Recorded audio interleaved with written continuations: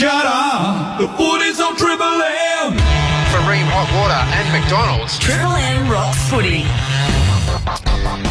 Oh yeah, we're getting close now. Round 0 starts next Thursday night in the Northern States. But before that, one last tune-up for all of the teams as we bounce into the 2025 AFL season. And of course, for McDonald's and Ream Hot Water all season long, Triple M rocks footy. We are at a sun-drenched Ikon Park on Wednesday night as the Pies take on the Tigers. One last look, and for Richmond, our first look at a lot of their young stars as they rebuild towards the future. I'm Jack Everin. We are about 10 minutes away from the bounce of the footy. Good crowd building up here as well. Second game of the AAMI Community Series. Last night, it was the Bombers. Too good for the Cats. But inside this box here at Ikon Park, which may fall down by the end of the night as well, I might add, we have a star-studded lineup. I start, of course, with one of the marquee names of the AFLW competition. She has had one long, endless summer. Sarah Hosking, great to see you. Welcome back. Very good to see you, Hev. You do say that every time that I just seem to be away on holidays, but I am back. It is good to be here. Great to see,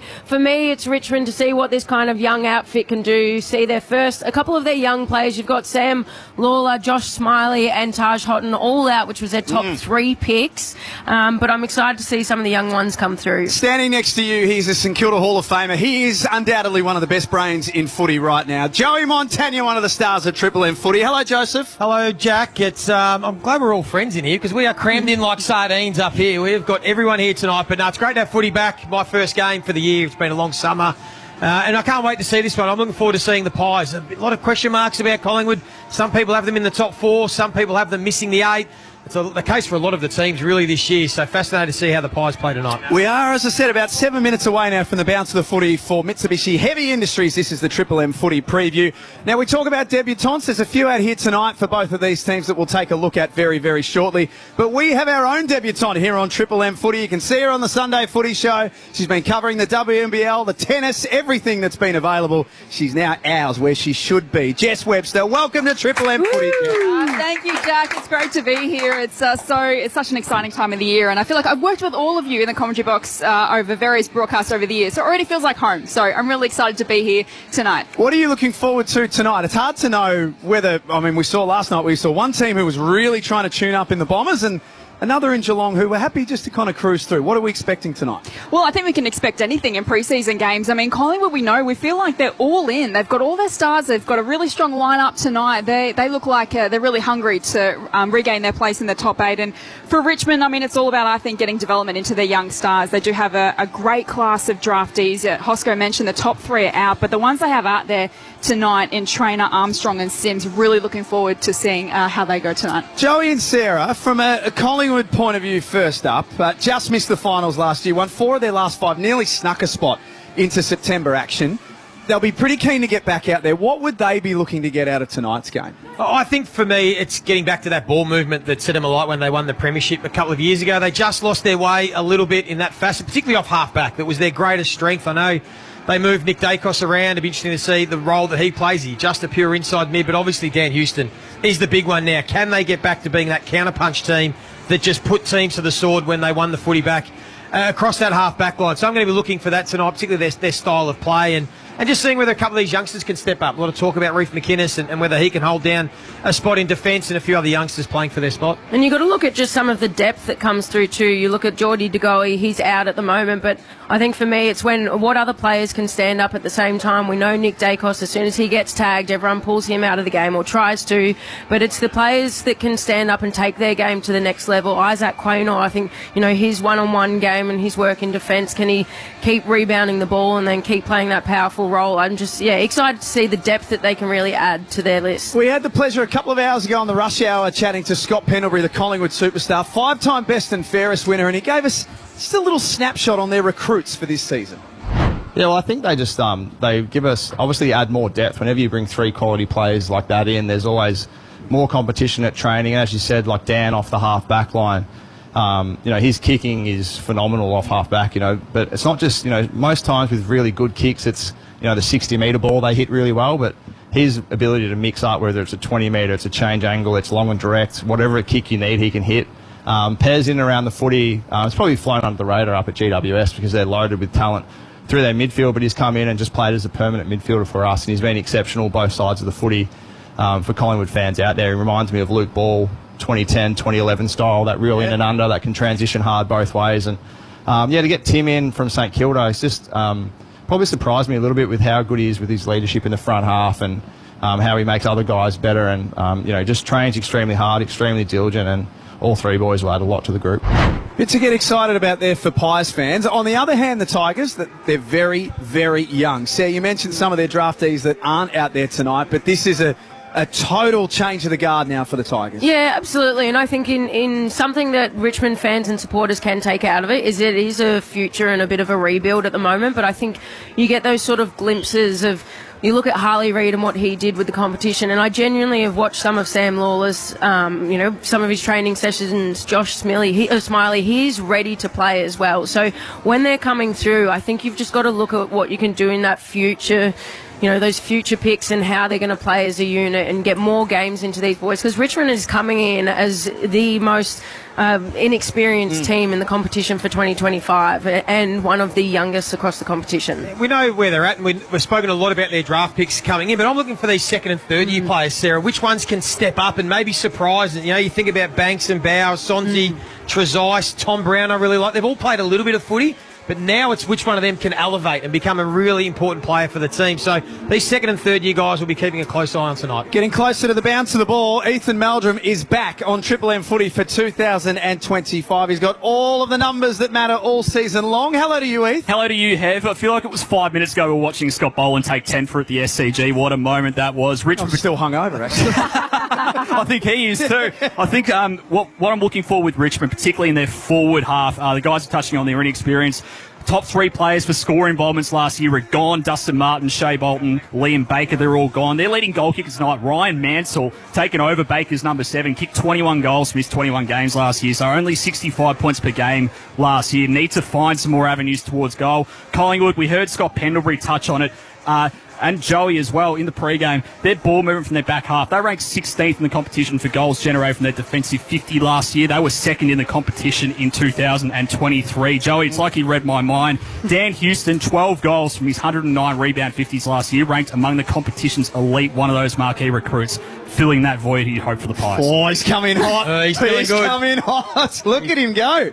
He went to management for a pay rise too, I heard. I heard you were in demand. I heard you have been in demand this summer, Ethan. I'm not in demand. Still parked myself as number 2 on the tune now, I think. You are coming hard for the number 1. Two just heard that and got very nervous about the season ahead. You know who is in demand? Nat Yanidi. She is always in demand, but we love her on Triple M footy, and she is back in a big way for this year down on the boundary for Bob J and T Mards. Hello, Nat. Jackie boy, I'd always make time for you. You know that it is absolutely pumping down here at the moment. I don't know if you can hear the music in the background, but there's a pretty good crowd building, and there's a bit of a pretty good atmosphere, you'd have to say, given it is a community series game. Really looking forward to seeing a lot of the young guys walk around. I think I just walked into a black hole at Ikon Park. Sorry, everybody. Jeez, what is going on? If they tell us that they're going to do renovations here, I don't know when it's going to happen, but that doesn't matter because it is a very great little ground, as you can imagine. A little bit of a swirling breeze at the moment. It was really hot today, and it's really dropped down into the 20s now. So they've got the fans out for the players on the bench, but I don't think they're going to need them. It's going to be very comfortable. Great to have you with us, Nat, down there all night long and all season long for Bob J and Team Answers. Both of the teams break away into their huddles. Now, Jess, I don't need to tell you who's who. You're a star. You know who's playing tonight and all that sort of stuff. But pre-season can trip a few people up, particularly when you're having a look at some names for the first time or saying names for the first time in the season, as almost to the day this time last year we learnt on Triple M footy. Well, get lost. Now, they don't convert, but that turnover started with Bo McQuarrie out on the wing. Just that pressure that he allowed to come up to the ball carrier. Again, he's known for his strength. Who was that again? Shut up. I quit. Do you know what? I did not know where you were going with that, Jack. I said to myself, be prepared for anything when you come to work today, and I had no idea where you were going with that, and Hosco, you've worked that. Yeah, no, not happening again today. I hope I've got those a little bit of the blues. Joey's put himself right in front of the camera, so my bet is on Joey tonight. It's a nice introduction, Hosco. By McCreary, looking forward to seeing him play. Do you know what? I still can't say it. McCreary. I actually can't. Lightning strikes twice. I know his name, I just can't pronounce it. Just call him it's one Bo. of those, Bo. We're going with He Bo. could be like Seal. Is he out there tonight? We're in trouble. So both teams are broken away, as we mentioned. A nice crowd. Clearly footy fans in Melbourne and all across the country are keen for things to be back. Collingwood will play next week as part of round 0. Richmond will have to wait one more week. One thing that you're both looking for tonight from either team. Pretty simple for me, Nick Daicos. Yeah. Every time Nick Daicos plays, your eyes are drawn to him, so I'm looking forward to seeing him. Ryan Mansell, I think he's got big shoes to fill. He's had a huge pre-season, and I reckon he's going to kick 2 goals. One last look at the Pies and the Tigers before we start the season for McDonald's and Ream Hot Water. Here's Jess Webster on Triple M Footy. The bounce of the footy goes down in the middle of Ikon Park, and it is Cameron who gets the first tap, but it's sharked by the Tigers. Quick kick to half forward, intercepted by Lipinski at half back for the Pies. Kicks out towards the wing, knocked away by Broad, and Bobby Hill, but he gets the free kick. Start a couple of weeks, or last week I should say, the Indigenous All-Stars, Bobby Hill. Collingwood just chip and build their way around the outer side of the ground. Now back in board to Dan Houston. His first look is a handball, and the Pies inside 50, long and direct. They don't waste any time, but Nankervis, the skipper for the Tigers, gets back and takes the mark. Nothing unusual about the way the Pies have set up. They've got Daicos, that's Josh Daicos and Houston across half back, and otherwise the same forwards as we expect with Mychek, Letstay and Membrey. So Nankervis kicked short to Blight. Didn't hear the umpire's call, which was play on, and he stepped out of bounds. So we're going to have a throw in inside 50 for the Pies. As Nat mentioned, great crowd in here, Ikon Park. Beautiful sunny day in Melbourne. And we're all enjoying that footy is back in February. From the throw in, the tap, red vest by Trezise, but he's tackled and held up, and we'll have a ball up 45 metres out from Collingwood's goal. Samson Ryan and Jacob Bauer, the deepest forwards for the Tigers. And Curvis knocked it down. Daicos was taken off the footy illegally by Jack Ross, who looks like he's got the job tonight. And asking you shall receive, Joey. Inside the first couple of minutes, it'll be Nick Daicos to kick the Pies' first score of the season. Yeah, I didn't really say anything groundbreaking, did I? Saying I was looking forward to seeing Nick Daicos play. I think he's just an incredible player. For me, right now, he's the best player in the competition coming in to season 2025. Clearly, Jack Ross just felt the pressure of Nick Daicos on the move around the stoppage, and it was a clear free kick. Triple M Harvey Norman replay screen. And Nick Daicos, All-Australian last year. Best and fairest for the first time at Collingwood as well. He's going to chip short. Unselfishly, Richmond switched off for about 5 seconds. And Bobby Hill got away from his man. Yeah, it's just disappointing from Nathan Broad. Just a lack of communication there right through the middle. Bobby Hill was just able to come through. But again, it's just that a little bit of attention to detail early on, and especially at the start of the game. You're just wanting to make sure you switch on early. We mentioned his performance last week for the Indigenous All-Stars. 4 goals. He was electric. He'll kick from 40 out, pretty much directly in front, straight through the middle. The Pies kick the first of the night. They're 1 straight 6. Tigers yet to score. It's all on the Triple M Beacon Trade scoreboard. And I reckon if you're Collingwood, you're sitting there, Nick Daicos has the ball about 40 metres out. You're gonna think if you're Richmond that he's going to go back and kick it. But you have a look at some of their small forwards in Collingwood with Bobby Hill, just his ability to move forward. Again, it was on just 10, 15 metre kick. So again, just great awareness from Nick Daicos to give the ball off, and a great finish from Bobby Hill. He finished with 4 goals in that Indigenous All-Stars game a few weeks ago. Yeah, it's a potent small forward line when you think about Lockie Schultz, Jamie Elliott, your boy McCreary and Bobby Hill floating around there. They're going to do some damage this year if they can get the ball in there nice and quick. So the Pies are the first goal of the AAMI Community Series clash here at Ikon Park. Back in the middle, Darcy Cameron and Toby Nankervis tangle in ruck into the path of Daicos, who collects and scoots away, gives it to Cameron and then gets it back, chips out wide towards half forward. Beautiful delivery to Mychek. His 2 kicks from goal, left half forward, wheels around on the right, pumps it long into the Pies attack. Hands to it was Membrey, the new recruit, couldn't bring down the mark. Ball to be won in the pocket for the Pies. Hill is lurking. Was he taken high? The umpire says no, ball up 5 metres out from the Pies goal. What about that Nick Daicos shark off the back of the packs there? Yeah, he's, again, why he's so dangerous? He's just on the move at stoppages, so he was just able to clean it collectively. I've done it again. She's got the I've yips. got it early. I've got the yips. We've got it in her head early on. Now she's starting to doubt herself. A ball up. 25 out from goal. That's why we do these pre-season games. Just play the copy down. Get around the system early. This is you got to laugh it off, don't you? This is good. It's been a few months. So Collingwood doing all the attacking early. Side bottom on the wraparound. Now Nick Daicos could have handball. Instead kicks a high ball up in the air, top of the goal square. Myercheck was the only one that flew. Everyone else was too busy wrestling each other, and he marks 15 out directly in front. Now it's been an eternity in the air. There was players everywhere looking at it. Myercheck committed to it. It was Jacob Blight, his opponent, who tried to get the fist in, but just almost sort of mistimed his jump. Wasn't able to get any body work on. In the end, it was almost uncontested around about 10 players. Only 11 games last year. Had a lot of issues with injury. He's a key cog in this Collingwood forward setup. They've got two in the first 5 minutes here at Ikon Park. Two straight. Plays the Tigers no score, and it's all happening on the Triple M Beacon Trade scoreboard. You're already seeing Nick Daicos wreak a bit of havoc. Ethan, and how many numbers he's had, but just he seems to be in everything at the moment.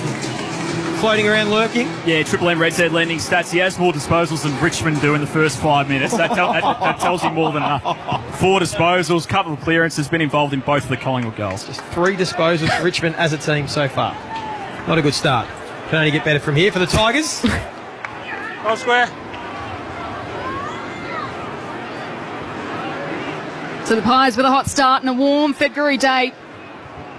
So much to look forward to ahead of the 2025 season. Just a week or so away. Back in the middle from the restart. Tigers would love a clearance from this centre bounce, side bottom, trying to lock things up, and we'll get a secondary ball up. Still inside the centre circles. Interesting to see side bottom playing inside to start this one alongside Perryman and Nick Daicos. From the ball up, the ball makes its way to the wing. Coming through strongly. Kicking it towards the boundary line. It's going to go out of play off the leg of Markov and be a free kick for insufficient attempt going to the Tigers' defensive side of the broadcast wing. Put on the line. Put on the line. It's a good minute to pick up Oleg Markov. He's gone the real sort of shipwrecked. He's changed Sort of his look a little he's bit, got yeah. the beard and There's a few fresh Castaway, haircuts sorry, out is the there. movies I'm thinking of. His best friend's now a basketball named Wilson. Hoskin Elliott on the wing. Kicks a little tumbler. Intercepted by Brown of the Tigers. Commentary side here at Ikon Park. Hopper on the wing. Now starting to run out of options. Eventually goes back to short. He just hoists it as high and long as he possibly can. Darcy Cameron gets back into the hole. Combines with Houston. And now Howe at full back. A little tumbler. Under pressure, and he may have turned it over as Trezise pounces, shoots towards goal. And it is away to the right-hand side for a mine of the Tigers' first score of the afternoon. It's the Pies 2 straight 12, leading Richmond 1 behind. Well, that was a little bit more promising from Richmond. Again, they got their first inside 50, but it was Ryan Mansell. He had a chase down tackle that he just got his fingertips to the back of his opponent and caused the turnover and a shot on goal. Look how quickly Collingwood transition this ball from full back to centre half forward in the space of about 15 seconds. Side bottom turns the corner. Another dangerous kick, long and direct. McCreary around the footy. There's Membrey. Tackle to the ground. Floston has him.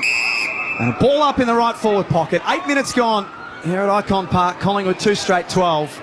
Richmond 1 behind. Ethan Meldrum, Triple M Red Z lenders. Yeah, Richmond just need to get their hands on it. Just the 8 disposals, only 1 clearance so far. Tom Brown with a couple of intercepts, their number 1 ranked player behind the ball at the moment. Ball flung back into play, Nankervis with the tap. And Perryman swoops on it for the Pies, kicks towards the top of the square. It might have been touched. Membrey gathers, snaps on his right. He's kicked the Pies third. Welcome to the Collingwood Footy Club, Tim Membrey. And he gets himself on the score sheet. And this is a hot start to the Pies. 3 straight 18, leading Richmond 1 behind after 8.5 minutes in the opening quarter here at Ikon Park. And I think this is going to be a really shrewd pick-up for Collingwood, Tim Membrey. He's still got some good football left in him, and I just think he's going to complement this Collingwood forward line. You could look across this forward line and say, I wouldn't be surprised if nobody kicked more than 40 goals, but they could have 5 or 6 players kick somewhere between 30 and 40. When you look across at the players they've got down there, I really like him. As we heard from Scott Pendlebury earlier, he's a leader. He's a really hard worker, a really popular member at St Kilda, and as you said, he knows how to find the goals, and he does have the ability to get up the ground and work hard. So looking forward to seeing him get some real opportunity early in the season. Nat Unides, Bob Jane Teamarts. Just keeping an eye on Reef McInnes. It looks like he landed awkwardly on his ankle. He's staying out there and he is trying to run it out, but he looks a little bit proppy down in defence. A 17-point lead to Collingwood for McDonald's and Ream Hot Water, Triple M Rocks footy. Last night it was the Bombers, winners over Geelong at GMHBA Stadium. 2 games to come tomorrow as we build up to next Thursday night. Here's Pendlebury off the back of the centre circle. It's a high ball and it's marked in defence for the Tigers by Jacob Blight. They're pretty keen on this youngster, Sarah. They think he's got a big future down back. Yeah, absolutely, and he's one of the ones that I think Joey was sort of mentioning before around those players that need to stand up this year. I think he's got a big target on his back this year, that he is going to be one of the biggest improvers and exciting players to watch for Richmond.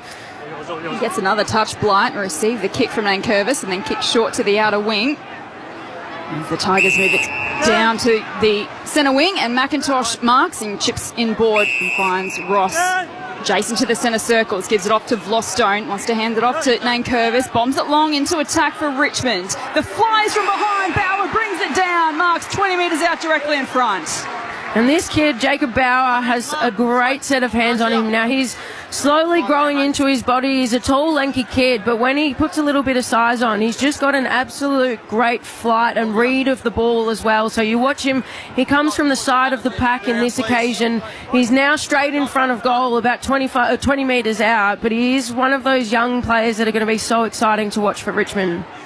It was a mid-season draft pickup a couple of seasons ago. And played 3 games for 4 goals in 2024. Here he is on the approach, directly in front. He guides it home, and that is the future of the Tigers right there. They get their first goal on the board. Collingwood 3 straight 18 leads Richmond 1-1-7, 11 travels first term. It was a really good build-up from Richmond. It's what we see from a lot of teams from half-back. Just kick the ball around, find the free player, keep it moving, changing the angles. It was McIntosh's kicking board. And then at the right time, give the handball receive, break a line, and that's what they did with Vloston. It was Nankervis who set it up, and as Sarah touched on, this is what Jacob Bauer can do. That was right on Darcy Moore as well. So a terrific mark. We've seen glimpses of this young man's talents, and hopefully we see more of it this year. That's the voice of the great Joey Montagna on Triple M Footy. Sarah Hosking alongside him. Ethan Meldrum's got all of the Reds headlanders. Nat Unides downstairs for Bob Jane Teamarts. Jess Webster dominating already on debut here on Triple M Footy. As we are underway, this crowd continues to build too. It's great. A few people coming in from work. A couple of Wednesday night shandies. Yeah, absolutely. Food bank. Oh, they're going for the food bank game tonight. So I've got the Yips bat today, haven't I? It's February. Little pineapple, yeah. So any ticket sales tonight goes towards food bank. So it's a great cause as well. Wonderful work for those who can't afford to have 3 meals a day. Free kick to Richmond. Samson Ryan in the ruck, another high long ball. Bauer asked some questions of Moore. Pendlebury's hands were elite. Here come the Pies from half back. Daicos to Cameron, and now a little link up with Perryman, who goes wide at a crisp. From the wing, kicks Collingwood to half forward to a 1-on-1. McCreary had to punch from behind against Banks, who had a bit of a fumble. McCreary goes in again, plenty of numbers around the footy. It's locked up inside the centre square. Chased hard there though, Richmond. They did pretty well to apply the pressure. Pies looked like they were out, but Richmond had 5 or 6 hard forwards all chase up the ground and just do enough to force this stoppage. Are you impressed with the pace early, Joey, from the Pies? Oh yeah, this is what they're capable of. Certainly like the way they're playing at the moment. Play on. From the restart in the middle, Mansell feeds it out to Banks at centre half back, throws it on the right boot and just kicks for territory towards the wing. A bouncing footy in front of Armstrong. One of the draftees, it's socked forward from Steely Green. He'll have to chase after his own footy inside forward 50. Rolls out of play and will have a ball in 40 metres around from the Tigers' goal. Great experience for young Harry Armstrong playing on Darcy Moore in his first sort of real official hit out. Full forward, we know he's a talent, can kick a goal, gets out on the lead, takes a nice mark, and there's a beautiful set shot for goal, and he'll take the ruck here inside 50. Pick 23 from last year's draft. Another young Tiger with big raps. As they build towards the future. Another ball up. Nat Unides, Bob Jane Teamarts. Yeah, Reef McInnes is just getting his ankle re-strapped. So it's a left ankle at the moment, but the physio has given the bench the thumbs up, and it looks like he's going to come back on. Nicely done that. And a secondary stoppage. About 25 around from Richmond's goal. If you have just joined us, Collingwood kicked the first 2 in 5 minutes of footy here at Ikon Park, but Richmond have just started to get a little bit of a look at this game as well, and they'll get the ball back through Jaden Short, who marks the clearing kick. That's 60 out from the Tigers' goal. He's going to hoist it to the top of the goal square. It carries in the breeze and off a couple of sets of hands and through for a rush behind. The Tigers 1-2-8. Collingwood 3 straight on the Triple M Beacon Trade scoreboard. Able to see what Richmond are trying to do. You can see when they get the ball inside 50, they really want to lock it in. They press up high and see if they can get some forward pressure. So we've seen glimpses of it so far. And I feel like they're just starting to settle into the game a little bit more as well. Even out the inside 50 count too. Outside 5. The Pies work it to left half back. Reece McInnes is marked 5 metres in from the boundary line. Bomb it long down the wing to a big pack, getting across Samson Ryan with a fist and thumps it out of play into the crowd. Quite a big crowd here at Ikon Park. We're going to have a ball in on centre wing. It's a big year for Samson Ryan. Been in the system for a while now. He's another one that's just showed glimpses and teased at times that really needs to step up now and take some more responsibility. He's going to get his chances. Not 15, play on. Heard the call. As always, umpires mic'd up exclusively here on Triple M Footy. No 15. Host of players around this ball on the outer side. Watch out the back, please. Goals to Hill and Membrey of the Pies. Jacob Bauer, the only goal scorer for the Tigers tonight so far, who trail by 10 points off the turnover. Shields just slams it on the boot. It bounces inside forward 50. First there is Miller for the Tigers. He read it well and lays a short kick off to Taranto. Wearing a new number in 2025. Ben Miller was number 46. There's quite a few jumper changes out there today.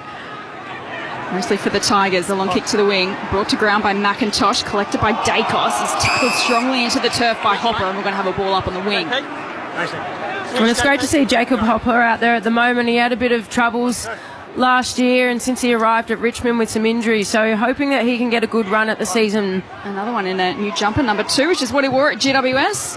Pies by 10 from the ball up. Campbell collects in the centre of Ikon Park for Richmond, hands it off to Hopper and then to Short, who kicks up towards half forward now. It's opened up for the Tigers as Sonsi marks, 55 out, low kick inside forward 50, and they've got another mark.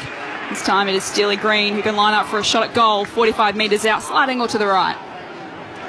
And again, Steely Green's one of those young, exciting players, but he's extremely quick. He'd be one of the quickest on Richmond's list. I've watched him, for the last 5 minutes just work his way around the ground. His pace on him, he just had the right awareness to turn around at the right time and pop out for a short little kick. 21-year-old West Australian. Fairly long run up. He starts his approach from 60 metres out, crosses the paint of 50, lets it fly towards goal. Got good purchase on the kick, but it's fading late and through for a minor score. Collingwood 3 straight 18, Richmond 1-3-9. And we played 17 minutes in this opening term at Ikon Park. Sure, mate. Yep, blue dots here. Well, the major ball winners, Heath. Fred said Lendy. Major ball winners. Nick Daicos still up the top with 6. Pat Lipinski with the 6 as well for Richmond. Tom Brown, not the former Triple M employee, but the 4. Jaden Short as well, 4 kicks. That would be Tom Brown. Tom Brown. Yeah, you got to say that name twice. For Richmond, Tom Brown, you just say once. Oleg Markov at half-back. Changes direction. In the air for a while, and then Jeremy Howe missed Quaynor driving by. And then Richmond missed Armstrong, who was on the way to goal. Ball loose, 45 out. Rioli, his handball intercepted. Daicos pops it out into the path of Pendlebury. Then Nick Daicos follows up. Has his brother Josh driving by in the middle of Ikon Park. Low and flat to Bobby Hill. If they're going to play like this season, Joey, they're going to be fun to watch. Well, when you've got Nick Daicos, it makes it easy. I don't know, it was like he was a magician. He won the ball and then he handballed it, and next minute he was receiving the handball back in front of the contest. He gave a handball off. Houston on the run. Buries it. His teammates get around him. He gets his first look in the black and white. And Collingwood's 4th of the night. Their 4th straight 24. It's the Tigers 1-3-9 on the Triple M Beacon Trade scoreboard. Well, it's where they're looking so dangerous. As Joey just mentioned, it's Daicos to Daicos to Daicos. They just run from half-back all the way through, deliver the ball inside 50 to Bobby Hill. And again, that ability for Dan Houston to be able to run off half-back, but also get that handball received just on the inside of 50. He's absolutely slotted that. Little gift in your first game with the new club. Don't mind that. He puts a finger up. He's happy about it. And no doubt they'll be trying to do that for their new recruits, get them involved in the game early as well, and 2 of them have got goals on the board. So the Pies edge out to a 15-point lead here as we tick towards time on in the opening quarter. Back in the middle we go. Again, Daicos involved. Read it best, gives it off to side bottom. Here goes Josh Daicos, gives it off to Quainer on the run from the wing. Bombs it to full forward for Collingwood. Elliott couldn't complete the mark. Recovers to give it to Perryman. They're on in the square. Membrey's all alone, and he's kicked his second. Lightning quick from Collingwood out of the middle. They're out to a 21-point lead. 5 straight 30 leads Richmond 1-3-9. Well, that's their 4th stoppage goal. That was out of the centre bounce, and we can really see now in this first quarter this bounce off half-back that they were so accustomed to and why they were the best team in the competition a couple of years ago. It was Josh Daicos first. Quaynor just put the head down and took off, and in the end he kicked the ball forward of centre, and then the Pies from there were able to play it out and get another nice easy finish. Yeah, it's all the contest numbers at the moment. The Pies are dominating Red Zed Lending stats. As you were talking about, 4 goals from stoppage, 9 clearances to 4, plus 9 contested ball already in this game for the Pies. And you have a look at those centre bounces. I think Nick Daicos has had at least 2 of them, if not 3. So, you know, I watch him, what he's done around that stoppage, and he's just allowed the time and space to run around the back of the stoppage. For McDonald's and Ream Hot Water, Triple M Rocks footy. The Pies impressive in their opening outing. Yeah. 5 straight goals in 20 minutes. And a classic night for footy. Richmond, with this young, inexperienced team, are learning some lessons the hard way. Broad at half-back combines with Trezise, and they concede a little bit of ground to rebuild Richmond. Down the outer side, Rioli had 3 to beat. Richmond Was blocked out. Rioli. Collingwood didn't need to do that. Free kick will go the Tigers' way. Rioli plays on quickly. End zone. The Tigers kick to a dangerous area. Ryan in good position, couldn't mark.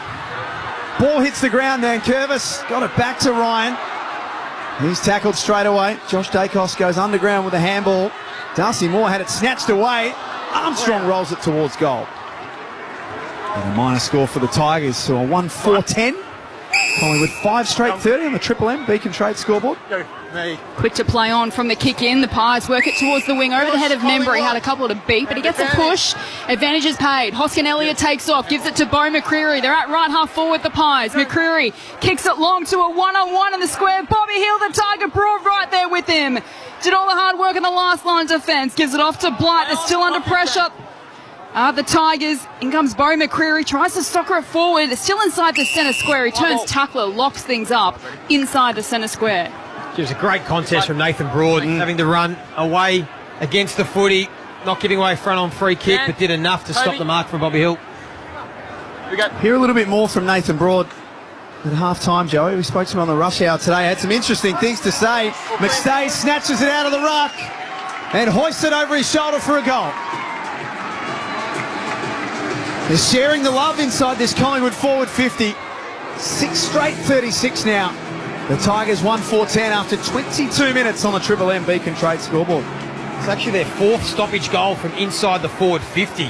So normally you concede about 1.5 in a game on average, and Richmond have already conceded 4 from this part of the ground from a stoppage in the first quarter. So that's something already Adam Uze can work on and the group can look at. But getting some pretty easy looks now. I'm looking forward to hearing from Nathan Broad. Jack, has he gotten over Nathan Brown, not knowing that he was playing one day when we interviewed him pre-game? Yeah, he did too. Nathan Brown asked Broady when he'd be back, and Nathan Broad said, "What are you talking about? I'm playing in about an hour. I've given up my time pre-game to chat to you boys." Thought I'd come and have a chat, yeah. Got shot down by Nathan, so glad he's still a friend of the family. Come on, mate. You guys keep all your receipts. I love it. Yeah. Back in the middle we go. Side bottom read the tap best. He's stripped to the footy, and that's going to be holding the footy. And free kick to the Tigers. Hopper races towards half forward, gets around Perryman, his former teammate at GWS, pumps it long to the teeth of goal. Samson Ryan in the pack, but Darcy Moore takes the mark. Last line of defence for Collingwood. Got a little bit of criticism at times last year, Darcy Moore. Joey, was it fair? Yeah, it's always an interesting one. The way he plays, I suppose, sometimes does leave him open for criticism because he is so aggressive. You know, it is his strength. It is why he's been an All-Australian. But at times, he does give a bit of leg rope and can leave himself a bit vulnerable. Very good player, though. Absolutely. Jeremy Howe from half-back. His kick goes off hands And out of bounds, Ethan Meldrum, Reds Head Lenders. Yeah, what Richmond are doing, they are cracking into their credit. Pressure factor was around the 170 mark in yesterday's game for both teams. AFL average, of course, 180. Richmond's is 201. So, despite the scoreboard, they are cracking in at this game at the moment. And you can visually see that. They are swarming in numbers, trying to get after Collingwood, but at the moment it's got a bit too much class, the Pies. Ball in on the wing. Daicos tried to soccer it off the deck. It comes away. The Tigers. A hat kick towards half forward is intercepted by Oleg Markov. He's called to play on. Chips it short, looking for Nick Daicos. Had to try and collect on the bounce, couldn't do so. In comes Morris Rioli wearing his famous dad's number 17. Pops it over into the path of Ryan Mansell. Collects in the left forward pocket. The dribbler towards goal is sensational. No, it's touched by Darcy Moore as it wobbled through. Saves the day for Collingwood. That would have been something to get us up and about in February. It is a minor score. Collingwood 6 straight 36. Richmond 1-5-11. Wow. And I know I mentioned it before, but Ryan Mansell is one of those players that I think he's going to take his game to the next level. He's had nearly 2 looks tonight and he's looked really dangerous. He's just got that evasive skill, a little bit like a Shea Bolton. It was good for them last year, Richmond. Top 10 in their best and fairest, but he looks primed, as you said, Hosco. McIntosh with a couple of tricks. Handballs to short. Kicks from a standing start from 49. He's just off to the left as well. So they pepper away, Richmond.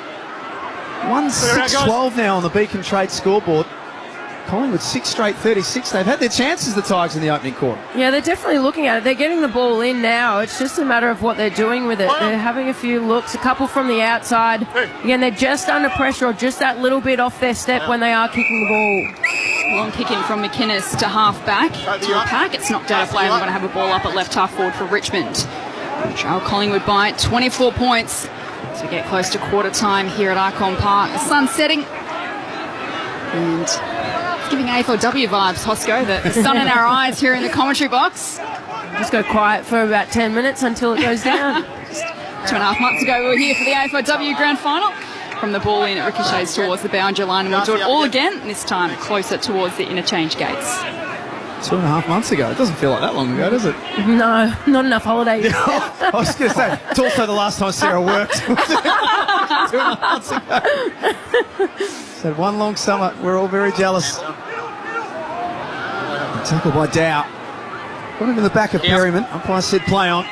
Clean pick up by Jaden Short. Little sideways kick. Outside 5. Goes next to the centre circle. Good. Richmond more direct this time around and it works. Good decision. Here's Mansell on the lead. 47 out, 45-degree angle. Clear out. Well, Hosco's claimed Out him the back. and she's all over it at the Clear out moment. the He has back. been lively. Move out. Looks like he's playing really as a deep forward. I'm not sure if that's something they're going to persist with. I know he's always been a sort of forward player, but really playing deep at the moment and giving them some options. As I mentioned, he plays a little bit like a Shea Bolton, so he can get up on someone's shoulders, but he's also got the ability and the speed to, again, play at ground level and be dangerous and attacking. 21 goals last season. As we head towards quarter time, he runs around and opens up the angle and thumps it long. And just misses. And again, I reckon he's one that is a little bit unlucky to miss out on the Indigenous All-Stars game as well. I know that he was disappointed that he wasn't playing, but if anything, I don't know about you, Joey, but when you kind of get a knock like that, it just makes you want to train harder and be a better player. Howe from the kick in, had a couple of bounces. Kick short to Quainer at left half back. Kicks up towards Darcy Moore through his hands. Samson Ryan hand passes a direct turnover. And the Pies take off. Chris gives it to Nick Daicos. Has Sidebottom in support on the outer wing. Chips up towards half forward. To Bobby Hill, who's marked just inside the field of play at left half forward. What's Jack Chris running game tally now, Eve? At the moment, not so much. Hasn't really found too much of the footy. 3 disposals to him. Very even spread, to be fair, for the Pies. Didn't give you a lot there, Eve, did he? Really set. No, I meant how many games in a row, consecutive games. Oh, the word consecutive would have been important. Yes, in that case, it's 237. I can help you with that. I've got the yips, remember. I'm just trying to find my words still. This is why we do pre-season games for all of us, I suppose. Chris. Little fumble from Hill. Nankervis was a little cleaner. And now they open up the outer side. Seth Campbell's been lively early. Hemmed in, they come back in board. Productive build-up to Taranto. And now his good mate Hopper on the wing. This is where Richmond have looked a lot more dangerous. It is when they've got the patient build-up through the corridor. They chip it around. and then find that direct kick inside 50. Broad pumps it long to the teeth of goal. Darcy Moore is there to save the day once again. Handballs it to Lipinski, back in board to Dan Houston. Gets around Samson Ryan. In the right back pocket, loads up and bombs it long to the wing. Tigers have the numbers. They kill the contest. It goes out of play for a ball in between wing and half forward. Tigers into attack. They trail the Pies by 23 points. Yeah, we are certainly seeing a style from Richmond, building the ball up and then locking it in their forward half. They have played a lot of the game in the after the first 5 minutes or so in their forward half of the ground. Inside 50s, Heath, Red Z lending. Yeah, Richmond lead them 13-10, 8 forward half intercepts to 1 as well. They kicked 1 goal 7, as we've mentioned. It could be a different looking scoreboard. Mansell kamikaze as he attacked that pack. Ball spills out to Steely Green, just outside 50. Taranto. Quick hands to Mansell. Has been lively. Taranto once more, 50 out from goal. They ran out of room and Collingwood starts a rebound, but a rare miss from Jamie Elliott. Nathan Broad's got it at left half forward. Collingwood by 23. Broad kicks on the 45 to Jaden Short. 70 metres out from goal. Pretty crowded forward 50. Just kicks it to a dangerous position. Samson Ryan comes out from full forward, knocked away by Moore and collected by Quainer. Gets it on the left, exits the danger zone. It gets out of play as Banks sees it over the line. We'll have a throw in at right half forward for Richmond. A minute left in this first quarter. Sorry, Jack's going to Pies have had trouble getting out of their back half. When they have got it through, they've scored every time, but they've found it tough at times as well with the way Richmond are really pressing hard forward and getting after the Pies defenders. Thrown in, 60 around from Richmond's goal. They kick to the legend stand in. Here at Ikon Park. Yeah, the Tigers, again, great kick to the right area. Just running underneath it was Bauer. And holding the ball will go Collingwood's way. He's having an almost first quarter, Jacob Bauer, isn't he? He is. He just misread the flight of that ball. Just got under it a little bit and the ball went over his head. But as I mentioned, typically he is. I'll give him benefit of the doubt. I reckon it is the sunset. Houston looking a little sore. He chips to the pocket to Quainer. And then chips it forward to Markov.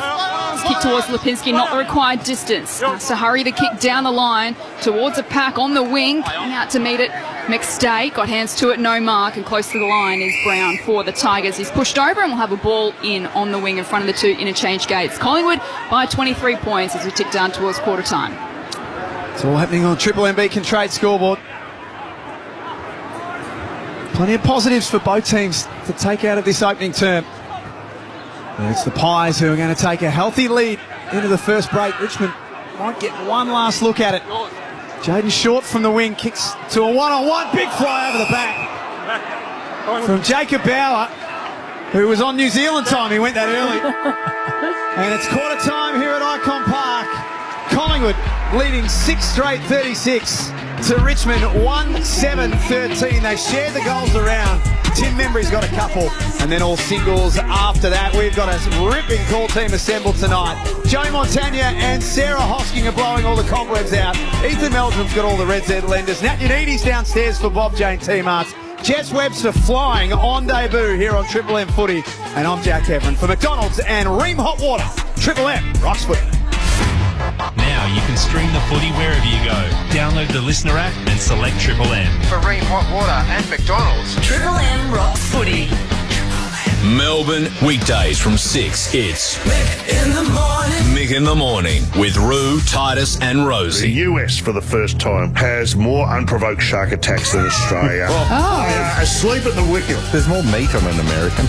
I like to smoke. It's like that's why they're better. The sharks are like, go to America, the servings are so much bigger. They're like a share plate. Start your day with Mick in the Morning. Weekdays from 6 on Melbourne's Triple M. Back from a holiday road trip? Get your car checked at Rapid Tune. We'll keep you moving. 4 out of 5 young people impacted by cancer feel distressed and alone. But there's a flip side to cancer, thanks to Canteen. Help Canteen provide life-changing support for young people impacted by cancer. Get involved at canteen.org.au. Hello. Frank Walker from National Tiles. The famous National Tiles Spend and Save is on now. Spend $4,000 and we'll only charge you $2,750. Spend $2,000 and we'll only charge you $1,450. Or spend $1,000 and we'll only charge you $750. Yes, the more you spend, the more you save at the National Tiles famous Spend and Save. But you'll have to be quick. So rush into a National Tile store near you or go online at nationaltiles.com.au now and save. The Lowdown. Around town. The number of things you can get with Prime Superfast free same-day delivery is over 1 million. Free same-day delivery. It's on Prime. For Prime members on eligible orders over $49 in selected areas. The Lowdown. If money feels a little wild, NAB is right there with you. From budgeting for your weekly shop to saving for your yearly holiday, whatever matters to you, NAB can help wrangle it. NAB, more than money. The Lowdown. Around town. Somewhere over the Tasman. What kind of ticket are you on? Seat only, so I can skip the baggage carousel and get out to meet the family. You? I went with Works Flexi, means I can change my flight last minute and skip the family altogether. Seats to suit every traveller. Air New Zealand. That's how we fly. Tell the sun to get I'm trying to sleep in if you don't mind. Tell the sun to get and block out the light, screen away blinds. Screen away blinds. If you're working in the night, sleeping through the day, sun shining through your window and it just won't go away. Tell the sun to get and block out the light, screen away blinds. Screen away blinds. Energy bill got you cowering in fear? At Tango Energy, we get it. Life's expensive. That's why we're making bill time easier on your wallet with our low rates. Right now, Tango has some shockingly low rates on offer. And we've made the switch easier than ever with our online sign-up that takes just 2 minutes. Plus, with no lock-in contracts or exit fees, why wait? You could start saving now. Visit tangoenergy.com to see the rates for yourself. Tango Energy. Hi, Jess here from Woolworths with my fresh favourites. Favourable weather in growing regions means we're seeing a good supply of vibrant capsicums right now. Choose capsicums with a smooth, glossy skin and store in your crisper until ready to eat.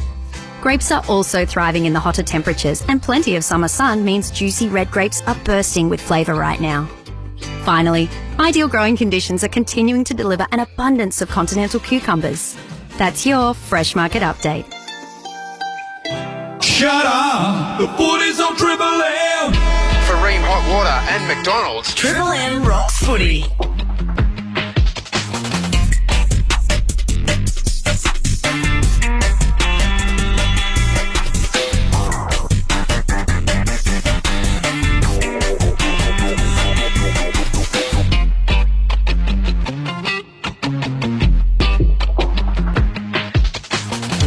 Hi, this is Luke Darcy. We're experiencing a minor technical glitch right now, but our techs are on top of it. We'll get back to the game ASAP as Triple M rocks football. It's Daicos. His handball over the top, Taranto. And half forward, welcome back to Ikon Park. Tigers looking for the first goal of the second quarter. Jaden Short kicks long, but Isaac Quaynor is there. Tucks it under the arm and runs away. Good chase from Rioli. Applied a bit of pressure, but it's Markov. Looping handball to Crisp. And now Collingwood get the corridor through Pendlebury. Back to the hard-running Crisp. Short kick to centre-half forward. Elliott marks. His kick is over the head of McStay. The build-up up until then had been really good. The ball rolls out of bounds in the right forward pocket. Collingwood 6 straight 36. Richmond 1-7-13 after a couple of minutes in this second quarter. Joey Montagna, Sarah Hosking on Triple M footy. Hey, Richmond have been really competitive after the first 5 or 6 minutes. They get inside their forward 50. Their forward pressure's been excellent, and they've really challenged Collingwood's defenders. But when Collingwood have got through, they've looked really lively. From the ball in, Tigers work it out. It ends up into the hands of Blight in the pocket, who exits the danger zone, but it might be chopped off. Getting hands to it was Chris, no mark. At the fall of the ball, Campbell hands it off to Short. Chips it up towards the wing. A lovely, well-worded pass to Green. Open forward, 50 for Richmond to work with. And the kick is a great one. It finds Bauer 15 metres out from goal slide angle to the left. Well, again, now Bauer's got another opportunity. He's had a few near misses, but again, just his running patterns there. He came from the other side of the ground. He ran about 100 metres to get into the forward 50, but it was from Seth Campbell, Steely Green. It was their pace to get onto the ball through the middle of the corridor that just allowed them to get that long kick over, but a great quick transition from Richmond out of their half-back. So from the ball in inside the defensive 50, coast to coast, Kabala cap it off. He does. He pops through his second. And Richmond's second goal of the contest. It is Collingwood 6 straight 36, leading Richmond 2-7 19. 3.5 minutes played in the second quarter on the Triple M Beacon Trade scoreboard. Very good, Jess. No, they deserve that, Richmond. They needed some reward for effort because, as we just mentioned, they had been chipping away. 1 goal, 7 before that. They actually lead. What are the inside 50s, Ethan? Richmond are clearly leading that statistic, 19-11. Yeah, dominating on the red sets. So they needed to get some nourishment on the scoreboard for the work they have been putting in, and this time it was probably their best passage of play from a ball movement perspective from half-back. We saw some nice passages where they controlled the ball a bit more, but on that occasion they were able to get out the back behind Collingwood's defence, and Bauer has been lively. The other one who looks like he's been involved a lot in the score involvements is Jaden Short. Can you give us a little number there from him, Heath? Yeah, game high. 5 score involvements from his 9 disposals. He's been electric. He's been involved in a lot of the chains. Daicos crashes the pack out of the centre. Kicks to half forward for McDonald's and Ream. Hot water, Triple M rocks footy. Membrey couldn't mark, and Trezise, the left footer. Smart kick to Miller. Their ball movement, Joey, you've highlighted it. It's good. They spread, they use it well. They're playing to some sort of system here. Yeah, they are. And again, they're just building it up. This is what we see from the Brisbane Lions and Sydney, just changing angles, and here they go again. They've worked it into the centre of Ikon Park as McIntosh marks adjacent to the centre circles. Kick out wide into the path of Broad. Under pressure by Crisp. Hand passes over his head to Vlosten. At right half forward, spear and kick up towards the arc through the hands of Green. It gets out the back. Cameron trying to keep it alive. And he's tackled over the line by Armstrong. We'll have a ball inside forward 50 for Richmond. Young Harry Armstrong there. He's laid a couple of tackles in this game so far. Get after it. It's big, isn't he? 195 centimetres. Still got a bit to grow into his body as well. Yep. There he is tackling Darcy Cameron, who almost threw that. Got away with it. Lipinski at fullback for Collingwood.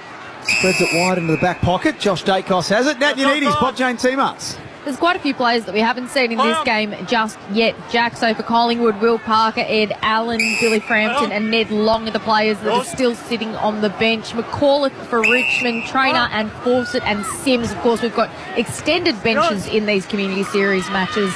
8 people on the bench. Great work, Nat. It was a hot afternoon. The cool change has come through now, but you'd think that both teams will have a look at everyone tonight as Mychek takes a strong mark in front.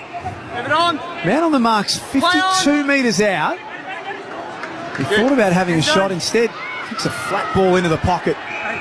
It finds no one in particular. It rolls out of bounds underneath the legend stand here at Ikon Park. And again, this is where Richmond, they'd like to tighten up a little bit around the stoppages, because we know that Collingwood have had 4 goals from stoppages so far. Collingwood by 17. Ball and back into play. Play on. Cameron palms it down. Daicos couldn't take it with him. Picked up by Trezise. A short in support in the pocket. A hurry kick around the corner underneath Elliott. Couldn't bring in the mark. Brown collects for the Tigers. He's wrapped up. We've got a ball up at left half forward on the paint of 50. It is Collingwood by 17 points. Have it back, please. By Nathan Williamson throws it up. That's high. Contact, Richmond. On Nankervis. Stand, Darcy. Second time this quarter. Darcy Cameron's giving away a high free kick on Nank. The Tiger skipper has got some runners right in front of the interchange bench. One of them is Tim Taranto, best and fairest from 2 seasons ago. Play on. Yours. And Rioli playing from behind. The kick didn't really suit him. Darcy Moore got there first and bounds away. Nick Daicos doing whatever he likes, as is Pendlebury in season number 20. Looks sharp and he looks focused. Has Mychek 60 metres out from goal. Kick will go to the hot spot. Next day didn't fly, and the Tigers defenders kill that footy. Collingwood 6-1-37. Richmond 2-7-19 on the Triple M Beacon Trade scoreboard. Hey, It's Collingwood by 23 at quarter time, and inaccurate Richmond so far. And they've got their only goal of the second quarter through Bauer, who's got a couple as Vlosto from the kick in. Sends it long to a pack on the wing. Samson Ryan did well, worked his way to the front of the pack and takes the contested grab. Defensive side of the broadcast wing. Short screaming for it. He decides to handball to Hopper under pressure. And passes backwards to Ryan. He's also under pressure by McCreary. Gets it out to Short from half-back for the Tigers. A neat kick inboard finds McIntosh. Well, the Tigers veterans. This is Nankervis. Should have marked on the wing, and then it's bailed out a little bit. With a free kick for a high tackle. Saw it on the Triple M Harvey Norman replay. Play on. 6-1 plays 2-7. Collingwood leading in Wednesday night footy. Rioli brought the ball to ground. And then the Pies will get a free kick for interference. As we see Jacob Bauer a bit slow to get up. What do you think the forward line will look like for Richmond this year, Sarah? Well, I think you got to take a look. Hopefully, we've still got Tom Lynch to come back as well. So, I think I like the way that they're playing at the moment with their smalls. I think they're going to rely a lot on that forward pressure as well. You've got Maurice Rioli, as I mentioned, Ryan Mansell as well to come through. Seth Campbell, he's had a few games last year as well, bit of a build-up. But then, I think your likes of Jacob Bauer, he should get a look at some stage this season too. Collingwood switch play, work it to the outer wing. Oleg Markov was copped one high. He'll take the free kick. Chips in board to Pendlebury. It's now to centre wing, city side. Short kick forward to Nick Daicos. A couple of kicks from goal. Crowded forward 50, wants to poke it short to his brother Josh. Mark 52 metres out from Collingwood's goal. Quick to play on. Crosses the paint of 50, lets it fly towards goal. Brilliant finish. And Collingwood have their 7-1-43 to Richmond, 2-7-19. Almost 10 minutes travelled in the second quarter on the Triple M Beacon Trade scoreboard. Nick Daicos, 16th disposal. He's had 6 score involvements. He's been doing as he pleases, 4 clearances. But it's been a noticeable shift, Collingwood, this quarter. They've really made an emphasis to try and switch the ball. So I think at quarter time, the coaching group identified that Richmond's forward press, which we said had been really strong, was quite narrow. They were all getting sort of in line with the footy, and I think they've identified that if they can switch and get it out to the open side, Richmond have to work really hard to get out there to try and cover, and it's been able to get Collingwood some really nice opportunities in their forward zone. Always just seem to have this happy knack of knowing where each other are, Nick and Josh Daicos. 3rd in last year's best and fairest. Won it 2 years ago. It's crazy to think you're going to see this for at least another 10 years as well. Yep. For McDonald's and Ream Hot Water, Triple M Rocks footy. Wednesday night at Ikon Park as the AAMI Community Series rolls on in the lead-up to round 0 next week. Tigers win the clearance and handball their way inside 50. Nankervis on the end of it. Don't often see the big man on the run like that. And he sprays it across the face for a behind. Fly Ruck should always give the ball off. He was on his own though, give him credit. From the kick in, and the Pies work it to McInnes. Kick goes over the head of Darcy Cameron. And Trezar's marks out the back and chips inboard. Finds Jaden Short on the wing. Kicks into the centre square through the hands of Nankervis. Palms off Elliott. Share it around by hand to Banks to Short, who just bangs it on the right. Inside forward 50, big fly Mansell. That's what he's capable of doing. He reels it in, 40 metres out directly in front. Shea Bolton-like, sitting on heads. You did say it, and you can see the similarities, and you're right. He did get a good run and jump. Poor Dan Houston's copped a couple now in this game, his first time in Collingwood jumper, and that was a nice mark. Hold that line. We have a look at the high play. Bobby Hill's just giving Ryan Mansell a little bit of lip as well. I've got a little smirk on his face. Probably said not as good as Malt. Yeah. Ryan Mansell, and he comes from 45 in front.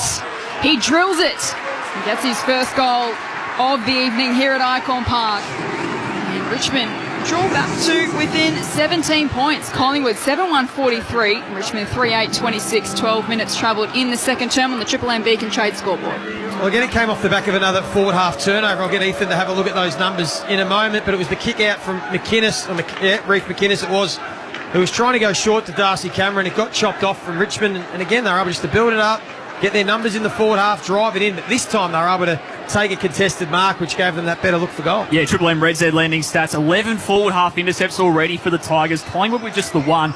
First time they've actually converted from one of those. They kicked 5 behinds from their previous 10. So now 1 goal's 5 from their 11 forward half intercepts. Finally got one on the board. And I did mention Shea Bolton before. He was the leading goal kicker for Richmond in 2024, but Ryan Mansell was second leading goal kicker with 21 goals. So again, I see him stepping up as one of Richmond's key forward targets this season. That's the voice of Sarah Hosking, Richmond star of the AFLW, alongside Joey Montagna for Seabus Super. Any special comments all season long. Richmond has just said have got it back to 17 points, and And a couple of times it looked as though Collingwood were going to run away with it. But this young Tigers team are hanging around. Ryan drops a mark. He probably should have taken about 30 out from goal. Kick didn't travel the required distance, and maybe a free kick against Steele's side bottom. Tackle is a little high on the shoulder of Thompson Dow. Get a chance to take themselves even closer here, Richmond. Yeah, just again, applying the pressure, forcing Collingwood to try and create something short, and they get another look at it. And inside 50 count now, Ethan, is really strong in the Tigers' favour. Yeah, 24 to 15. Wow. I feel like they've also been able to get on top of stoppages a little bit more this quarter. Dow will have to kick from right on 50 into that swirly breeze that Nat told us about. Fly from the Tigers in the goal square. Everyone's trying to take a hanger tonight. It's through for a rush behind. Heath Red Dead Lending. Yeah, of course, Collingwood early jump with the clearances. They led 9-4 at one point, but you're spot on, Sarah. 7-2, the Tigers lead it in this second quarter. Houston with the kick-in duties for the Pies. Runs his full measure and then kicks to the broadcast wing to a big pack. And Blight used his body to edge out Cameron. Couldn't complete the mark. It spills to Banks, who chips backwards to Short. He's marked just defensive side of the broadcast wing. Collingwood by 16. Short winds up and kicks it long towards the top of 50. Coming across and spoiling it away was McInnes, close to the boundary line. Pendlebury under pressure as Ross sends him over the line, and we'll have a boundary throw in at right half forward for Richmond. Collingwood by 16. Collingwood rock. Tomorrow it's Brisbane and Adelaide from 8 o'clock Australian Eastern Daylight Savings Time. Future champion Brett Thomas, Simon Black, Belinda Mellon will be there for the defending champions, the Brisbane Lions, up against the Crows. And then Friday it's the Giants and Carlton from the nation's capital. Pendlebury off to McCreary. Long sweeping handball was absolutely spot on. He put it into the path of Schultz, who couldn't do the same for Myercheck. And Jacob Blight comes across and takes a good mark. He read it well. He did. He just came off his player as well to read the ball really well. Again, I mentioned he's going to be one of those exciting players. He's improved a lot in the off-season. He's put in a mountain of work and had a good pre-season. Blight flares it out wide to Ryan, hugged up against the boundary line, kicks long to a contest on the wing, off hands, close to the line. Trying to keep it alive as Trezise follows up and tries to gather it again. This time it spills to Nick Daicos and he takes off. He cannot give him too much room to move. Spearing pass into the centre was a beauty. Finds Schulz. Defensive side of halfway. They want to use the outer side. Kicks over towards Lipinski on the outer wing. Inside 50 they go to Myercheck. Knocked away from him by Blight. They scrap for it at half forward. Coming through Campbell. Bobby Hill on his hammer. Ball ricocheting between a number of players. It gets out the back. Side bottom laying a tackle. Coming through Lipinski. Gives it to Josh Daicos. And chips up towards half forward and finds Membrey in space just outside forward 50. It's kicked two already, Tim Membrey. A delisted free agent from St Kilda. After 293 goals, Collingwood, they've got him for free. Houston high up and under top of the goal square. Myercheck the target. Ryan came across and bashed it away from him. Classy spin from Dow. Tigers in the back pocket. Board will have to kick on his left foot. Howe with the fist. Now McIntosh at ground level. Handballs off to Jack Ross. Still inside defensive 50 here, Richmond. They haven't cleared the area. And now Josh Daicos got it back just as he was being tackled. Hoskin Elliott will fly. But there's a free kick before that. It'll be Collingwood's. And it'll be Brodie Myercheck. Harvey Norman replay will tell us the story. Yeah, well, they had been defending well. Blight, a couple of efforts, and they were hanging in there. But then this time, Blight just lost sight of the ball. He turned and faced Myercheck, who probably played it up a little bit looking at the Harvey Norman replay. A little bit. I think he played it up a lot. Umpire fell for it. Should have no dramas from here, Brodie Myercheck. And he kicks his second.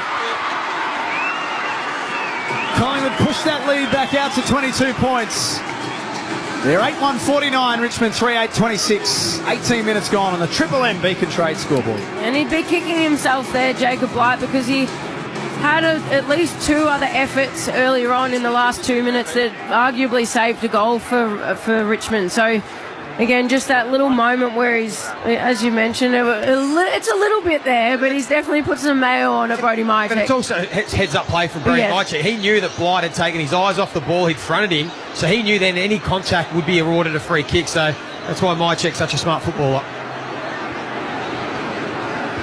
Pies by 23 points at quarter time. The margin now at 22 as we tick towards time on in the second quarter here at Ikon Park with the sun setting behind us. A beautiful night for footy. McDonald's and Ream Hot Water Triple M rocks footy from the restart. McStay couldn't take it with him. Coming through Perryman, he caught one high. And in fact, it's a free kick going the other way. And 50 metres. So I think it might have been a free kick for perhaps a hold. And Perryman might not have given the ball back in sufficient time, so it's a 50-metre penalty, and that will march Ross to within scoring range. It's a little bit unfortunate there, just watching the Harvey Norman replay. I think Perryman did think that it was a free kick for Dan Houston, and I think every player thought it was too, so they all set up, but again, umpires not taking any of it tonight. Restricted to just 7 games last year, Jack Ross with a foot injury.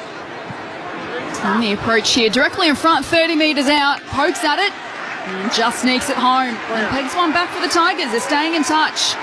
Collingwood 8-1, 49. Richmond 4-9, 33. 19 and a half travelled in the second term on the Triple M Beacon Trade scoreboard. Well, there's definitely been some really promising signs from Richmond as well. I'm really liking, as we mentioned a number of times, their ball movement coming through from half back, but the way that they're working it around. Joey mentioned before, they're switching lanes and changing sides in order to get the ball in. And then they're looking really lively and dangerous once they're hitting inside forward 50. Mansell's been lively, Bowers looking lively, and then your Smalls in Steely Green as well. So I'm really impressed at the moment with what they've been able to do, and considering they've got 9 points on the board as well. What are the numbers telling us, Eats? Red Z Lending. Yeah, it's the clearances still, as Hosco pointed out earlier, 8-3 in this quarter. 2 goals, 1 from stoppage for the Tigers. Remember, they were dominated early. 4 goals from forward 50 stoppage they leaked. Pies haven't scored from that source this quarter. The McDonald's and Ream Hot Water Triple M Rocks footy. The AAMI Community Series tonight at Ikon Park. Pendlebury to Nick Daicos. When those two combine, good things happen. He tucks it under the arm, gives off the handball to a running Perryman, who bangs it home. Pure class from the Pies. Back to 22 points. On the Triple M Beacon Trade scoreboard. That was nice. Let's just call it Nick Daicos. That's incredible how he can just generate a goal from his own work. We take a look at the Harvey Norman replay from the centre bounce. He was the one to get his first hands on it. He had to lay the tackle on Dan Curvis, which forced the turnover. And then he was surrounded by Tigers when he got this footy, but he just backed himself in. He arched the back twice, took a bounce, and then freed up Perryman, who just had to roll in from 40. So yeah, Nick Daicos again has been the standout player in this game so far. Yeah, Pies have scored 10 times. Nick Daicos has been involved in 8 of those scores so far. 19 disposals, 4 clearances. They'd be good stats for a full game. Still 7 minutes to go in the second quarter. Joey, I don't want to pump your head up too much, but who did you say at the start of the game was your person? I didn't go out on a limb there. I said Nick Daicos. Yeah. Just love watching him play. I mean, the form that he's in. I mean, how incredible he has been in his AFL career so far, and it's scary to think he might even get better. Perryman completes the set now. All 3 recruits, Houston, Perryman and Membrey, have goals for the Pies tonight. From the middle, a recalled bounce from the restart. Short pumps the Tigers into attack. Off hands, Markov collects, gives it off to Josh Daicos, and they can link up again at half back. For Houston to Quaynard to Cameron, all by hand. Now out wide to Lipinski, corralled, and balls back and forward to Houston. Trying to get around Ross one way then the other, loads up on the right and kicks to a pack at half forward. That's really well done by Hoskin Elliott. Just nudged his opponent under the footy and takes the mark at left half forward. Nearly lost the boot there, Will Hoskin Elliott.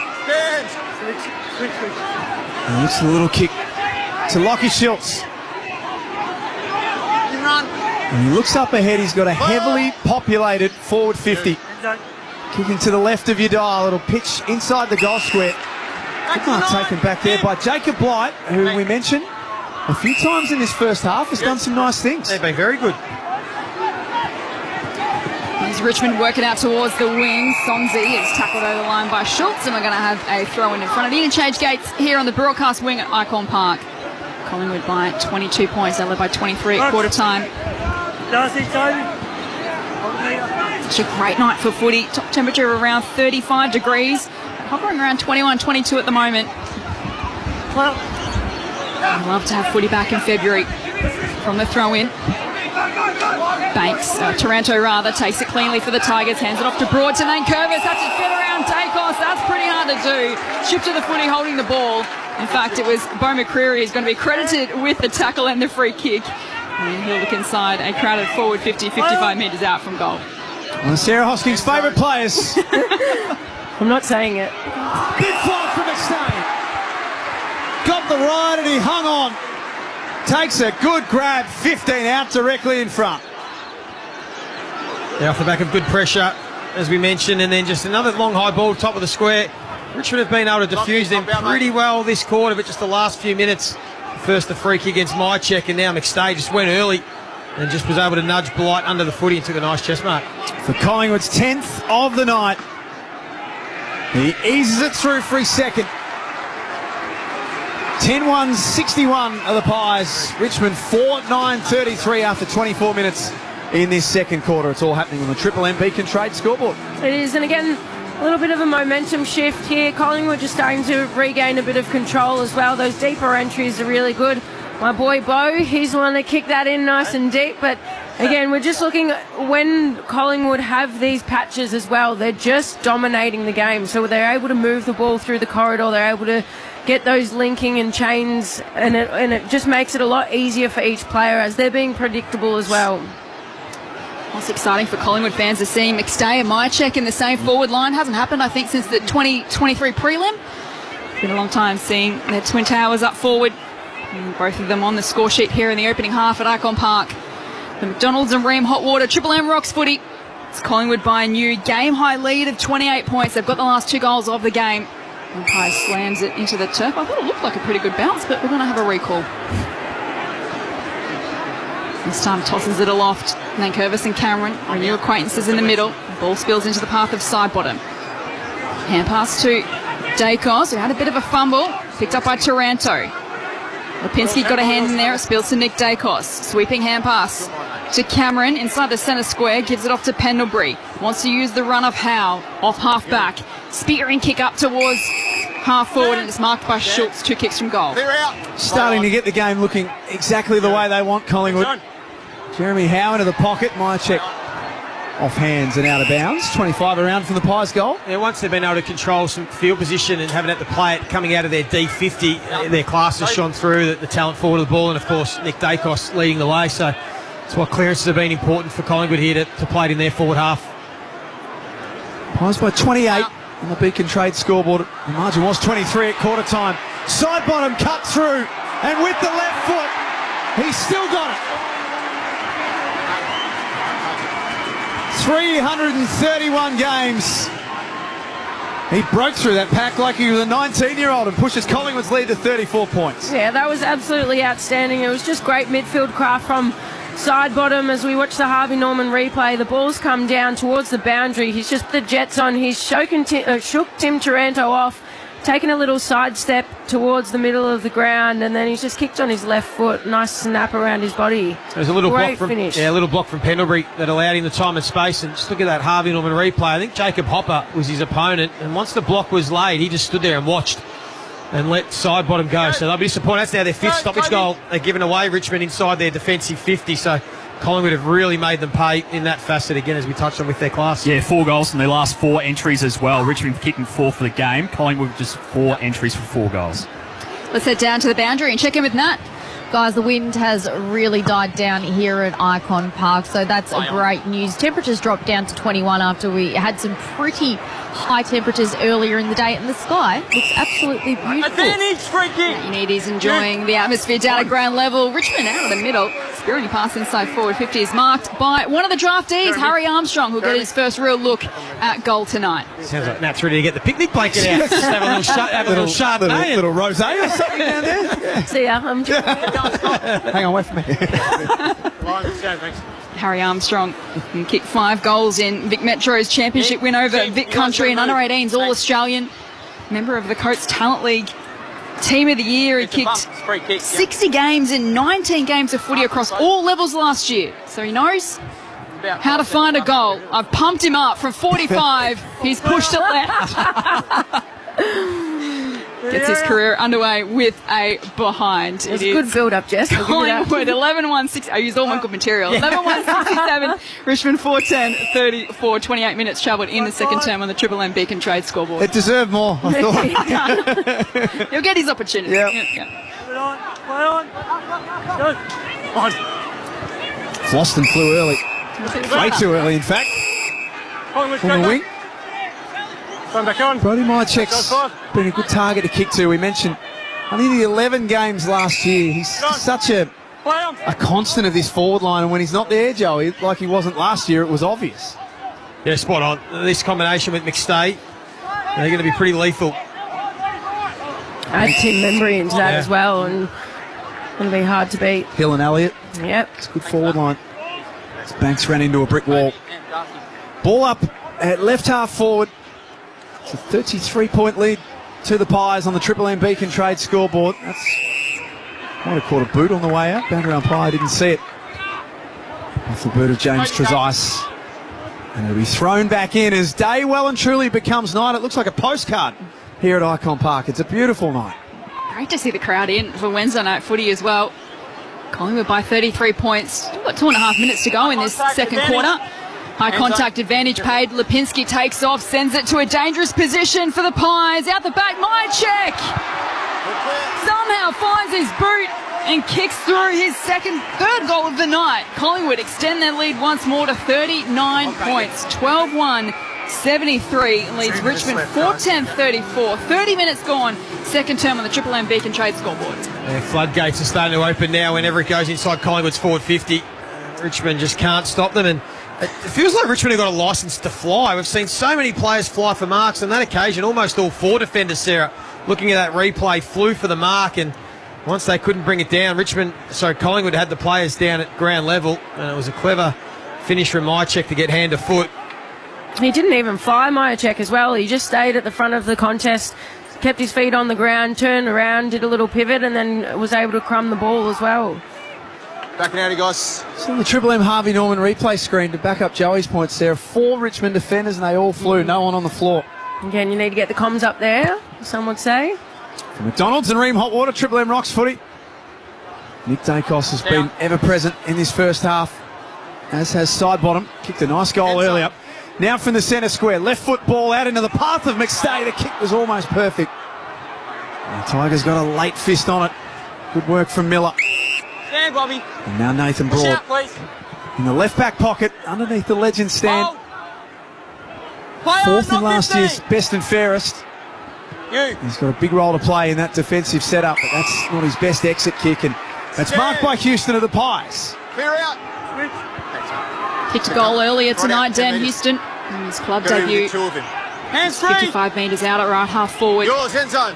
Again, we'll just kick it to a dangerous position at the teeth of goal, and Dan McStay, almost uncontested, floats from the side and takes the mark 10 metres out from goal. Hands it off to Bobby Hill, who snaps around the corner, kicks his second, and the Pies continue to extend their lead. Some loose checking from the Richmond defence, and this lead now is out to 45 points, 13-1-79, leading Richmond 4-10-34. Nearly 32 minutes gone in the second term on the Triple M Beacon Trade scoreboard. Yeah, and it's just, again, we've seen the last 2 goals in particular came from exactly the same play, just on the other side. It's one of the players has had an outside 50. It's that long 50-metre kick to the top of the square, and this time it was McStay who's taken it absolutely uncontested. Again, just the Richmond defenders for the second, third time now, not communicating properly and just needing to at least identify or at least make sure that they're competing with the contest. It's just starting to get a little bit concerning for Richmond. We've spoken a lot of positive things about the way they've played, but goals at the 20, 24, 26, 29 and 31 minute marks for Collingwood. It's looking a little alarming for the Tiger Army. It is. They need to get their hands on the ball early here and at least get some momentum forward. For McDonald's and Ream Hot Water, Triple M Rocks footy. Daicos, that's Nick, gave it to Josh. Everywhere the Sharon's been in the first half, the brothers have been around the mark as well. Sidebottom kicks a tumbly ball to 50. Quick hands from Mansell, who's gone back there for a bit of support. Now Thompson Dow sweeps wide to Brown. Chip short into the path of Short. He marks uncontested on the outer wing. Same amount of scoring shots out there. 13-1 plays 4-10. It's Collingwood by 45 points. Short bombs it long to half forward from the back. Hands to it. It was Armstrong. He couldn't reel in the mark, and Collingwood take possession and can reload at half back. Share it around. Cameron to Howe. Just inside defensive 50. Kicks long to the wing. In front, Membrey. Knocked away from him. Works his way into the path of Houston. Tackled by McIntosh. Just got the hand pass away. Hopper. He finds a teammate in Dow. Gives it off to McIntosh from left half forward. Sends the Tigers into attack. And the stroke of half-time here at Ikon Park. A dominant second quarter to Collingwood. They lead by 45 points. 13-1, 79 to Richmond. 4-10-34. Beautiful night at Ikon Park that we've mentioned. We'll talk about it all in the halftime show next, and we'll take a look at what's coming up tomorrow as part of the AAMI Community Series. Joey Montagna, Sarah Hosking, Ethan Meldrum, Nat Yannidis, Jess Webster and Jack Heverin are with you here on Wednesday night for McDonald's and Ream Hot Water. Triple M rocks footy. Now you can stream the footy wherever you go. Download the Listener app and select Triple M. For Ream Hot Water and McDonald's, Triple M rocks footy. Melbourne, weekdays from 6. It's Mick in the morning. It's the show with Mick Malloy, Nick Riewoldt, Titus O'Reilly and Rosie Walton. Melbourne have a new sponsor, Lego. I can't wait to see the Lego bottle of Grange being made in the rooms. Lego entrecôte. Yes. You can really see the Stephen May punching on. I think we could get the little figurines down the front. Start your day with Mick in the morning. Weekdays from 6 on Melbourne's Triple M. Back from a holiday road trip? Get your car checked at Rapid Tune. We'll keep you moving. G'day, Brownie here. Did you know the only place you can watch footy live on Saturdays every round in Victoria is Fox Footy, available on KO Sports. Can you believe it? Yep, live Saturday footy with no ad breaks in play and Fox Footy commentary on every match. Listen to those fans! Hey, Charlie Cameron, give us your best hello. 13! Oh, need some work. Super Saturday, live on KO Sports. Get on board. Is the shock of your energy bill hitting you hard? Well, at Tango Energy, we're turning energy on its head with our shockingly low energy rates. That's right, we're making bill time kinder on your wallet and your heart rate with energy rates you might find hard to beat. And with our quick and easy online sign-up, you'll be on your way in minutes. So if you're sick of bill shock, head over to tangoenergy.com to see the low rates for yourself. Tango Energy. 4 out of 5 young people impacted by cancer feel distressed and alone. But there's a flip side to cancer, thanks to Canteen. Help Canteen provide life-changing support for young people impacted by cancer. Get involved at canteen.org.au. Hello, Frank Walker from National Tiles. The famous National Tiles Spend and Save is on now. Spend $4,000 and we'll only charge you $2,750. Spend $2,000 we'll only charge you $1,450. Or spend $1,000 we'll only charge you $750. Yes, the more you spend, the more you save at the National Tiles famous Spend and Save. But you'll have to be quick. So rush into a National Tiles store near you or go online at nationaltiles.com.au now and save. Hi, it's Hugh, Ryan and Josh from the Imperfects podcast, and after speaking with so many amazing people on our podcast, we know that no one is actually perfect. But sometimes I still get surprised. I just feel like my best friend doesn't even think I'm funny anymore. He doesn't like me. We've gotten so close that we're actually so far apart. The vulnerability shown by our guests constantly blows me away. Okay, well, don't go too far. I've got a show to do. Well, search The Imperfects on the Listener app or wherever you get your podcasts. Listener. Trying to sleep in if you don't mind. Tell the sun to get and block out the light. Screen away blinds. Screen away blinds. If you're working in the night, sleeping through the day, sun shining through your window and it just won't go away. Tell the sun to get and block out the light. Screen away blinds. Screen away blinds.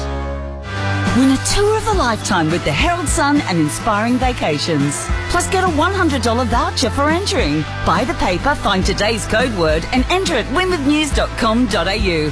T's and C's apply. Shut up! The footy's on Triple M! For Ream Hot Water and McDonald's, Triple M rocks footy. Half-time at Ikon Park. It's Collingwood in control. They kick 7 goals to 3 in that second quarter, and they have a nice, healthy 45-point lead at the main break, 13-179 to Richmond. 4-10-34 for the Pies. Brody Myercheck's got 3. Tim Membrey, Bobby Hill and Dan McStay all with a couple, and then singles to Josh Daicos, Houston and Perryman for the Tigers. 2 goals to Jacob Bauer and singles after that to Mansell and Ross. This is the halftime break for Specsavers Audiology. Joey Montagna, Sarah Hosking, Jess Webster and Jack Heverin with you. But before all that, Ethan Meldrum's got all of the numbers that matter from the first half, Heath. Yeah, pretty ruthless efficiency when you look at it. 27 entries from Collingwood, still less than Richmond's 30. 13 goals won, 79 from those 27 entries. Normally AFL teams, they kick goals about 1 in 4, around that sort of mark for forward 50 entries. 13 from 27 is a massive number. They had a run where they kicked 4 in a row from 4 forward 50 entries. They've kicked 9 goals from stoppage as well, 5 from their forward 50, 7 from their forward half. So as soon as they win a clearance in their forward half, they're just going and kicking goals. No surprise there from Collingwood that Nick Daicos, leading ball winner for them, 22 disposals, 5 clearances, 7 tackles, 8 score involvements. Their video game numbers, again, we're pretty used to that by now. Pat Lipinski's had 15. He's been pretty good. Dan Houston, good news from him, 15 disposals. Kicked that goal from outside 50, so he's adjusted pretty quickly. For Richmond, Jayden Short, the ball's been back there a little bit, 20 disposals from him. I don't know whether he's been listening to the fans who scream kick it long. He's already had 662 metres gained. I don't know what the record is in the preseason game, but he might nudge that tonight. Toby Nankervis, 15 touches, and Tim Taranto, 15 as well. Sarah, Joey, how have you seen the opening half? Well, there were periods which Richmond looked good. You could see what they were trying to do when they did get the ball inside their forward 50. They were getting after Collingwood. They were applying pressure, and they turned the ball over 13 times in their forward half, and I think only kicked 1 goal 5, Ethan said, throughout it. And Collingwood at times struggled, but when the Pies did get through, the floodgates open and they were able to score, and really that came off the back of getting control of the game through clearance. So when Collingwood didn't have to play it deep out of their defensive 50 and could play it through the midfield and their forward half, as Ethan just touched on, they were able to score from stoppage. I really like the spread that they've got and the different avenues to goal. When you think about McStay, Membrey, Myercheck, and then you've got Bobby Hill and the other smalls lurking. So any of them can bob up in different ways. They can take contested marks, they can win it at ground level, they can score from stoppage. So as soon as Collingwood had control of the game, and they're always able to keep Richmond at arm's length despite them having a crack at stages, their class has just been able to shine through in this first half of footy. And I think, yeah, again, for Richmond at least, I think it's exciting that you can see that what they're trying to do. As Joey mentioned, they're trying to play a style of game, build the ball up. When they were doing it well, it was because they're doing those short kicks from half-back out of their back line through the corridor, and they're changing lanes, and then they're attacking their forward line. And as I mentioned, I'll say it again, but Ryan Mansell, he's been one that's popped up a number of times. Could have had maybe 3 goals. I think he's just got the 1 so far. But, they've got this lively forward line that I'm liking. But from Collingwood's perspective, I think the question that's been on everyone's tongues has been whether or not they can back it up and get back into that sort of premiership phase. And in these glimpses tonight, I think that we've seen that you've got Daicos to Daicos, and your typical chains that go through the corridor and just taking the game on when they look really dangerous. We have seen that premiership year glimpse tonight. Yeah, we've seen when, as you just touched on, those Daicos boys and Houston and that get involved, and Pendlebury also part of that in that second quarter. They just do look like they are a class above, so that's where it stood out. But credit to Richmond, their leaders have had a crack. Nankervis, I think, has been excellent. Taranto, Jayden Short, a few of the familiar names. Arch trying to lead by example. So you've got to give them a bit of credit for having a crack.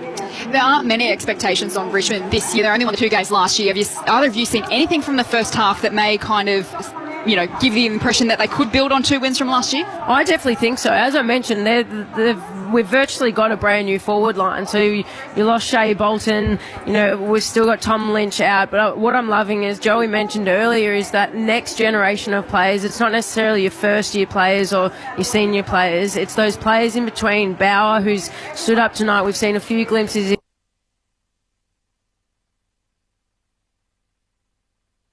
Billy Green as well, he's been really exciting and lively tonight. So I think there's some excitement there to think about, and I think that forward line, the forward pressure as well.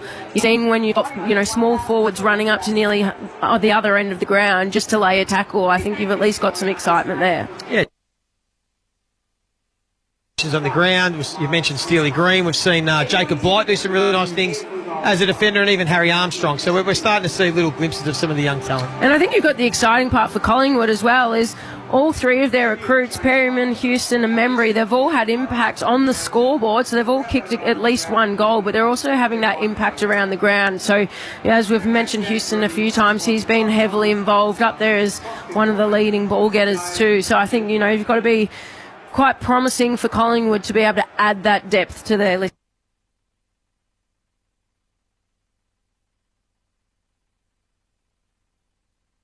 Savings time. And then on Friday here on Triple M Footy, GWS and Carlton from Monica Oval. An early jump in that game as well. 5 p.m, Brad Seymour, Brenton Speed, Jude Bolton and Josh Bruce will be at Monica Oval for that one as well. But half-time here at Ikon Park, it's Collingwood 13-179, who lead Richmond 4-10-34 for McDonald's and Ream Hot Water. Triple M rocks footy. Now you can stream the footy wherever you go. Download the Listener app and select Triple M. For Ream Hot Water and McDonald's, Triple M rocks footy. This year on Mick in the Morning, we're giving away the biggest prize on radio. And it's worth over $70,000. Bang, you got that right. One listener will be driving away in a brand new Mercedes-Benz GLA 200. So we've named it Mick in the Morning. Genius. Be listening to Mick in the Morning each week to find out how to win Mercedes-Benz Waverley in a class of its own. Visit the award-winning team at 769 Springvale Road. An easy 8 minutes from Chadstone. Life's more fun when you add Supercoach. It's free to play and there's 50 grand up for grabs. No wonder it's Australia's best fantasy game. Visit supercoach.com.au and play today. T's and C's apply. NSWTP/01005. Tell the sun to get. I'm trying to sleep in if you don't mind. Tell the sun to get. And block out the light, screen away blinds. Screen away blinds. If you're working in the night, sleeping through the day, sun shining through your window and it just won't go away. Tell the sun to get. And block out the light, screen away blinds. Screen away blinds. Discover the joy of family connection in the 7-seat hybrid Mazda CX-80. Now yours from a great drive-away price of $59,990 for the CX-80 G40E Pure. Enjoy 3 spacious rows, hybrid efficiency, and the reassurance of driving ANCAP's safest large SUV of 2024. Visit your local dealer to test drive the Mazda CX-80 today. Terms, conditions and exclusions apply. See Mazda.com.au for details. Hello, bank. You say you're a proudly Australian bank. Advance Australia. Fair, you keep piling on the fees. We are good by fees. It's not fair. You keep hiking up my rate, but keep lowering the rate for new customers. In joyful strains, then let us switch. Oh, fair enough. Australian homeowners deserve fiercely fair value. Go to athena.com.au and switch for your fair share of savings. Athena. Love us and leave us. Budget makes car rental fast, affordable and easy, so you can get to the good stuff sooner. Quality vehicles, online pre-check and over 250 pickup points around Australia. Make your next trip fast and easy. Head to budget.com.au. Hello, Frank Walker from National Tiles. The famous National Tiles Spend and Save is on now. Spend $4,000 and we'll only charge you $2,750. Spend $2,000 we'll only charge you $1,450. Or spend $1,000 we'll only charge you $750. Yes, the more you spend, the more you save at the National Tiles famous Spend and Save. But you'll have to be quick. So rush into a National Tiles store near you or go online at nationaltiles.com.au now and save. Tools. Sydney Tools Preston grand reopening tomorrow. Load up your toolbox with mind-blowing savings. Crazy deals on power tools, hand tools, combo kits, air compressors, welders, laser levels and much more. Plus score up to $2,000 worth of bonus points. Massive savings, loads of prizes, food, demos and giveaways. Open till 7 p.m. at 23 Bell Street, Preston. Don't miss this event. Sydney Tools, best prices guaranteed. Shut up! The footy's on Triple M! For Ream Hot Water and McDonald's, Triple M rocks footy. Third quarter not too far away at Ikon Park. It's Collingwood who lead by 45 points here on Triple M Cricket, the halftime, Triple M Footy, I should say, the halftime break for Specsavers Audiology. That was bound to happen at some point. Yes. It's still Feb, we let you off. Yeah, that's when we took over to March. Well, they haven't played cricket for a month, Joey, to be fair, so that's my fault. Triple M Footy is back, and it is back in a big way for 2025. I mentioned third quarter not too far away. Earlier today on the Rush Hour, Nathan Broad joined us on the show, and we asked him about what the future looks like, if he's starting to think about what he's going to do post-footy, and he was very clear in this answer. 2 years and I'm done. So, yeah, which is, everyone says, oh, what happens if you make finals or whatever, but no, 2 years and I'll be done. I'm from Western Australia. My wife's from Western Australia, so it's a nice spot to be. I'm content. I know when my time's up, which not many players get to do, so I'm in a great position. I can put all my energy into the footy club and the young kids and try my hardest to get us back up there and then head off. And like I said before, when they're playing after 2 years, well, I'll just fly back and sit in the stands and enjoy a cold one. And I can confirm I was with Tay last night at the Chris Stapleton concert, and she also said the same thing. Really? So, yeah, she was saying excited to get back to WA at some point. So You don't often hear players that clear, do you, in terms of I'm playing for 2 more years and then that's it. Normally it's, I'll wait and see, and it's 1 year after the other. And Joey, no doubt you would have been through it, and so you're starting to think about what's next. Yeah. Broady's 2 more and done. That's good pre-planning, isn't it? He just knows exactly what's happening, and he seems pretty content with it, and he's one of those leaders that know exactly what he needs to do for the footy club for the next 2 years. It's do the heavy lifting, develop these young kids, and hopefully leaves the footy club in a better spot when he does move back to Perth. And he's already done so much for the footy club as well, being so critical to the premiership that have come across Richmond's way. But again, being a WA boy himself and his partner Tay from WA, I don't know if anyone else has been there, but it is a very lovely place, lovely beaches and a lot more chilled. So I think, exciting for him to work out what that next stage of his life is when it comes to it, but hopefully he can still have that impact. And I guess the other part to that, Jess, is that they've lost a lot of players. Richmond in the last few years through retirement and players leaving. Nathan Broad stuck it out, and he's going to have a career as a one-club player.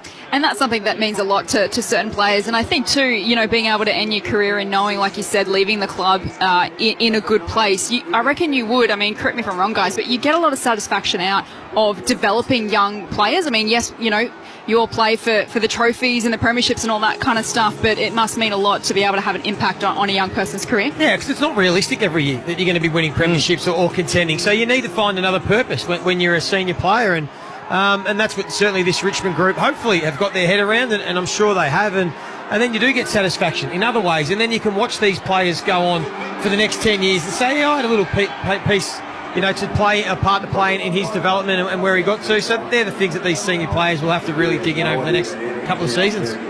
Nat Nianidis is downstairs for Bob Jane Team Arts. Nat? Yeah, Jack, it has cooled down significantly down here at the moment, but like I said a little bit earlier, that wind has died down, so that's great news. We're going to see a lot more of a couple of players who we haven't seen yet in this first half of both sides. So for Collingwood, Will Parker, Ed Allen, Billy Frampton and Ned Long, they've all been warming the bench. Of course, we have extended benches in this community series, 8 per team, so they're going to see some action. Whoops, there's the black hole again. Sorry, guys. I swear I am here. I'm very professional. So we're going to see more of them in the second half. And then for Richmond, we've got McAuliffe, trainer, who we're looking forward to seeing. Obviously a young kid who's been drafted to the club, so big raps on him. Also Fawcett and Sims as well going to get a bit of action in this second half. So something to watch for Richmond fans, because there hasn't been a heap of pressure on the scoreboard, unfortunately. No. So what would Adam Uze be talking about, Joey, at halftime? I mean, it is a community series game. There are no premiership points up for grabs, but you and Sarah just spotted a few things in that second quarter that you wouldn't want to become habits. Yeah, no, certainly from a defensive point of view, they can tighten that up, but I think he'll reinforce the positive messages, which is what we saw at times in the first half, and that was when they did win clearance and got to play the game in their forward half. They were able to lock it in. Their pressure was good. They were getting forward half intercepts, and they challenged Collingwood. So I think he'd be putting it on his leaders and saying, right, we've got to start back with Taranto and Hopper and Nankervis.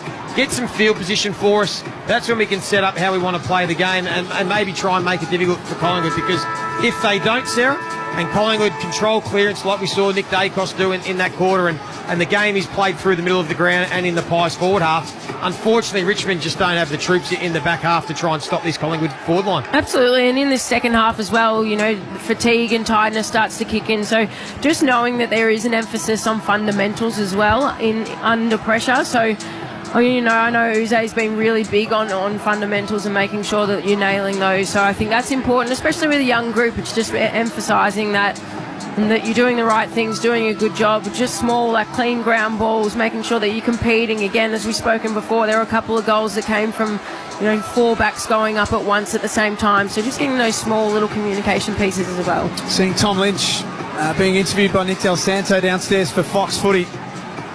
He is very, very important. It's an obvious statement, Jess, but just with this young group to have a big key forward like that and to try and help their next group of forwards, they'd love to see him out there more this season. Oh, definitely. Obviously taking every precaution and care with the concussion before we see him. But it won't be too long, I think, before he gets back out onto the park, which will be a welcome sight for Tigers fans, and what a presence there will be up forward. No Dion Prestia. He won't be there for the first few weeks of the season with an Achilles injury. Josh Smiley out with a hamstring as well. Maikelti Lafau still coming back from an ACL. And Noah Bolter will be suspended for the first chunk of the season. So you're going to need a lot of things to go right, the Tigers. Absolutely. But again, I guess that's a positive. You do have a few players that are still to come back in the side as well. But we've said it a couple of times. The importance of getting games into young players is so huge in their development. It is the Pies by 45 points at Ikon Park for McDonald's and Ream Hot Water. Triple M Rocks footy. Day is turned into night here at Ikon Park as we get the second half underway.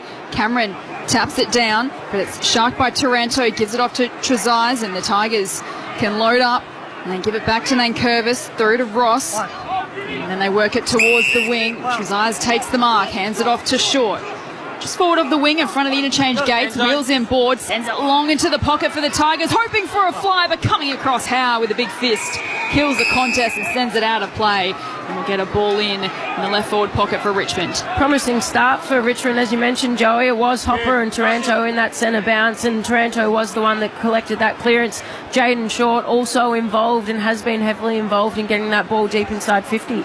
With Jacob Hopper's first half numbers, Heath. Yeah, Jacob Hopper, 12 disposals, of course, in the new number 2, couple of clearances as well. Triple M Red Z lending stats, Heath and Meldrum tonight. Side bottom keeps it in. Right back pocket. Kicks to an outnumber. Mychek brought the ball to ground, but it's all Richmond on the floor. Brown looked up though and got tackled straight away.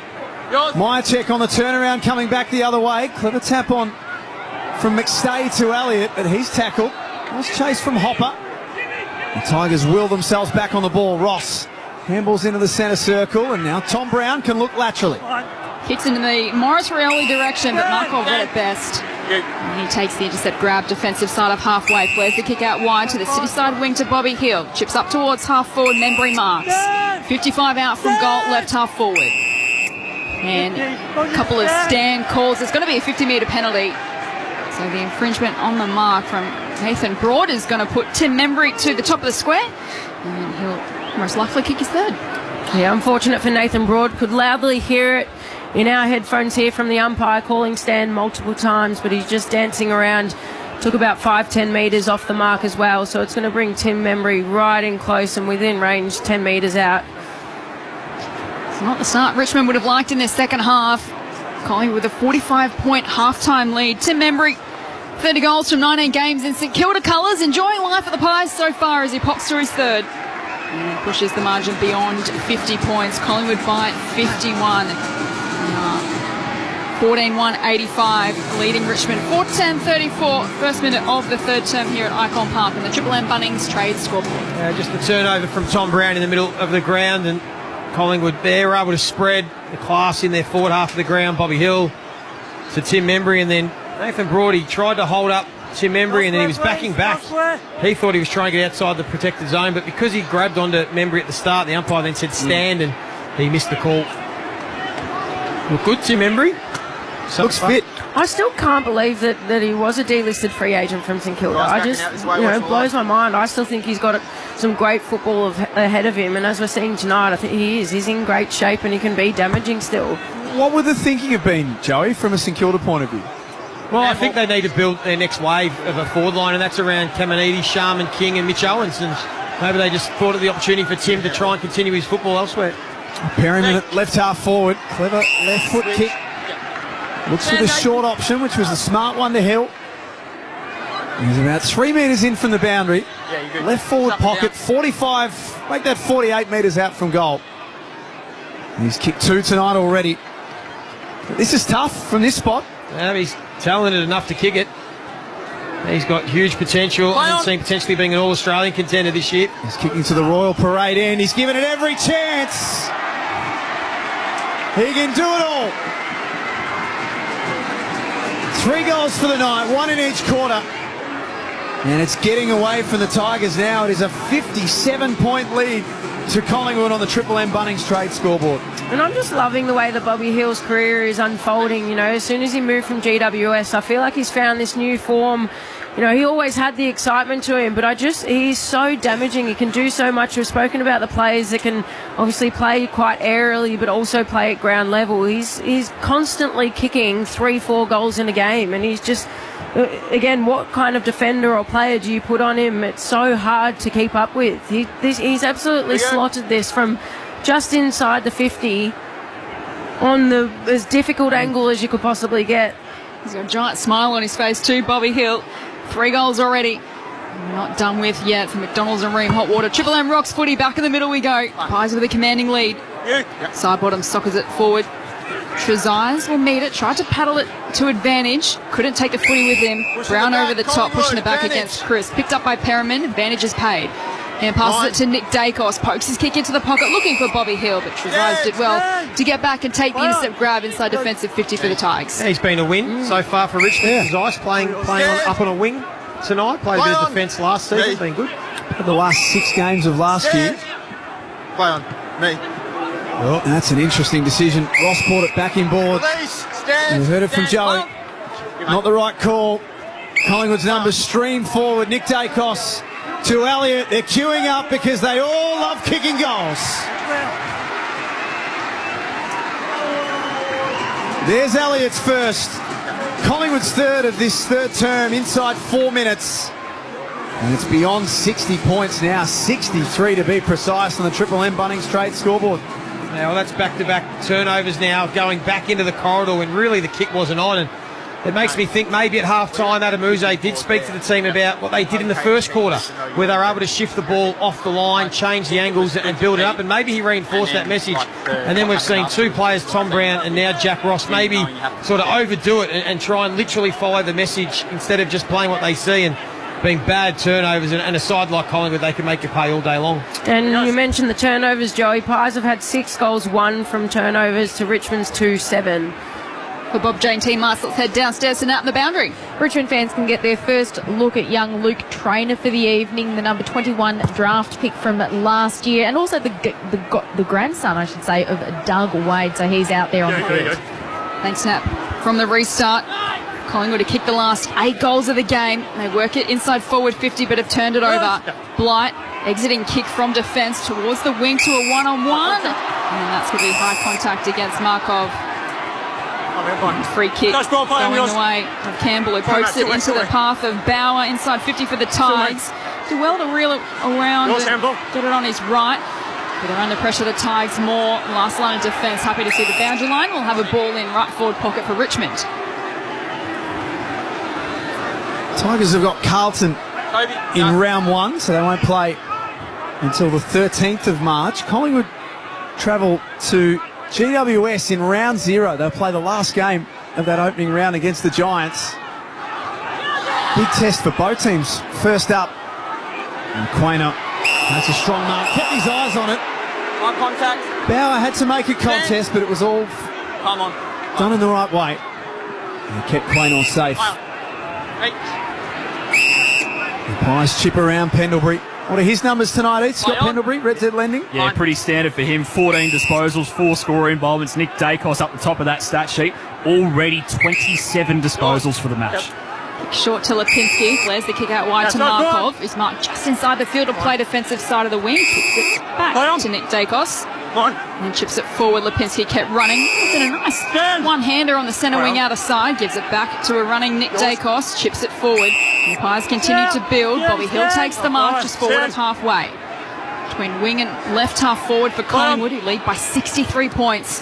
Wheels around on the right, kicks it into the pocket. They all fly through the hands of Myercheck. Out the back, Cameron. Hand passes over his head. Myercheck sockers it off the deck. And his kick through is 4th. 9 goals in a row to Collingwood. Lead is 69 points. 71-103 lead Richmond. 4:10:34. 8 minutes travel third term on the Triple M Bunnings trade scoreboard. Yeah, well, this has been the big red flag for Richmond, is what happens when the ball does go inside their defensive 50. They have just not been able to stop anything.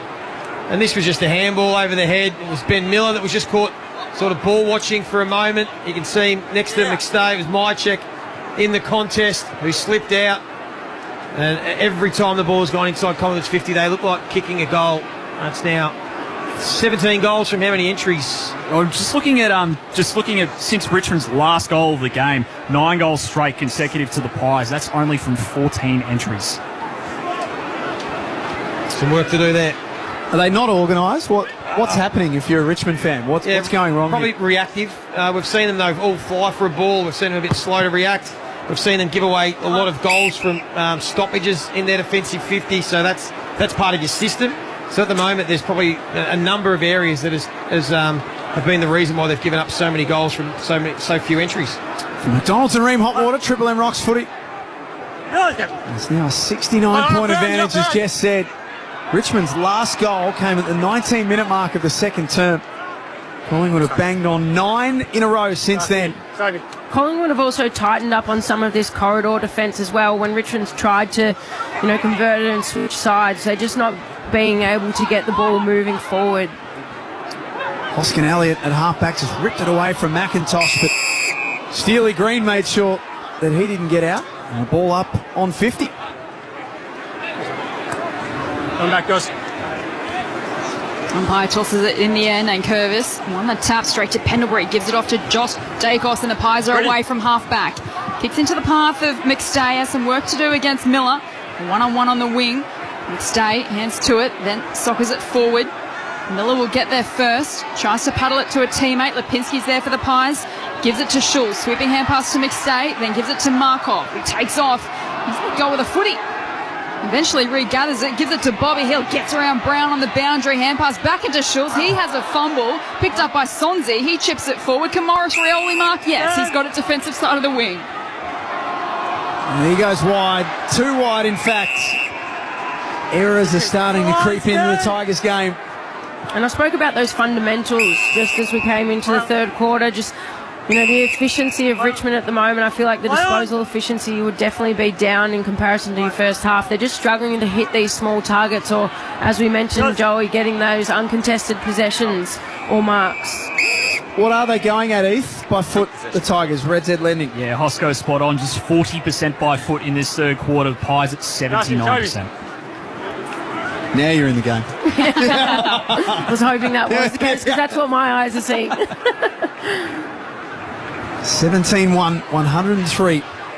The Collingwood Richmond 4:10:34 on the Triple M Bunnings trade scoreboard. Sarah Hosking, Joey Montagna upstairs with all the expert comments. Now Yanidis is downstairs for Bob Jane T-Marts. Ethan Meldrum with all of the Red Z Lending stats, and Jess Webster on debut has been flying here on Triple M footy. She's been better than Dan Houston. She's killing him up here.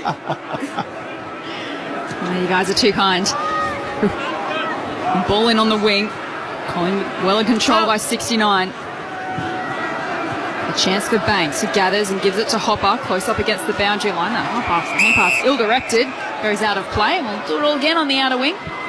This is the first challenge for Richmond from a mental point of view. That mentally, when they are in this situation, they've got to try and practice in these games, sticking fat as a group, not dropping their heads, not going into their shells, because they're going to have a number of games this year where the scoreboard might look similar, so they've just got to try and find a way to work through it, get some experience early. And this is where leadership plays a crucial role, Joey? Absolutely, Jess, yeah.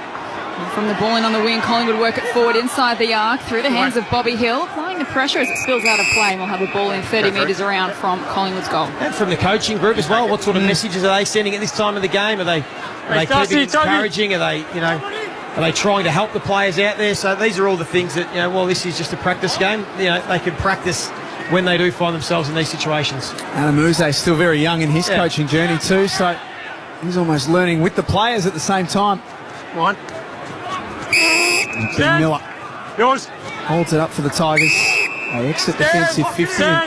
Luke Traynor, Nat Yannides told us, into the game for the second half. Pick number 21 from last year's draft. Starred for Vic Metro in the under-18 tournament as well. His kick goes a little wide and it's out of bounds on the full. Jess, you saw a little bit of Luke Traynor last year. Yeah, really excited to see how he goes. He's played a bit as a forward, obviously the grandson of Doug Way, but he's drafted as a defender, kicked the winning goal from Vic Metro on that incredible championship win over Vic Country. But he's a genuine probably swing there prospect, I think, for the Tigers. Hosco?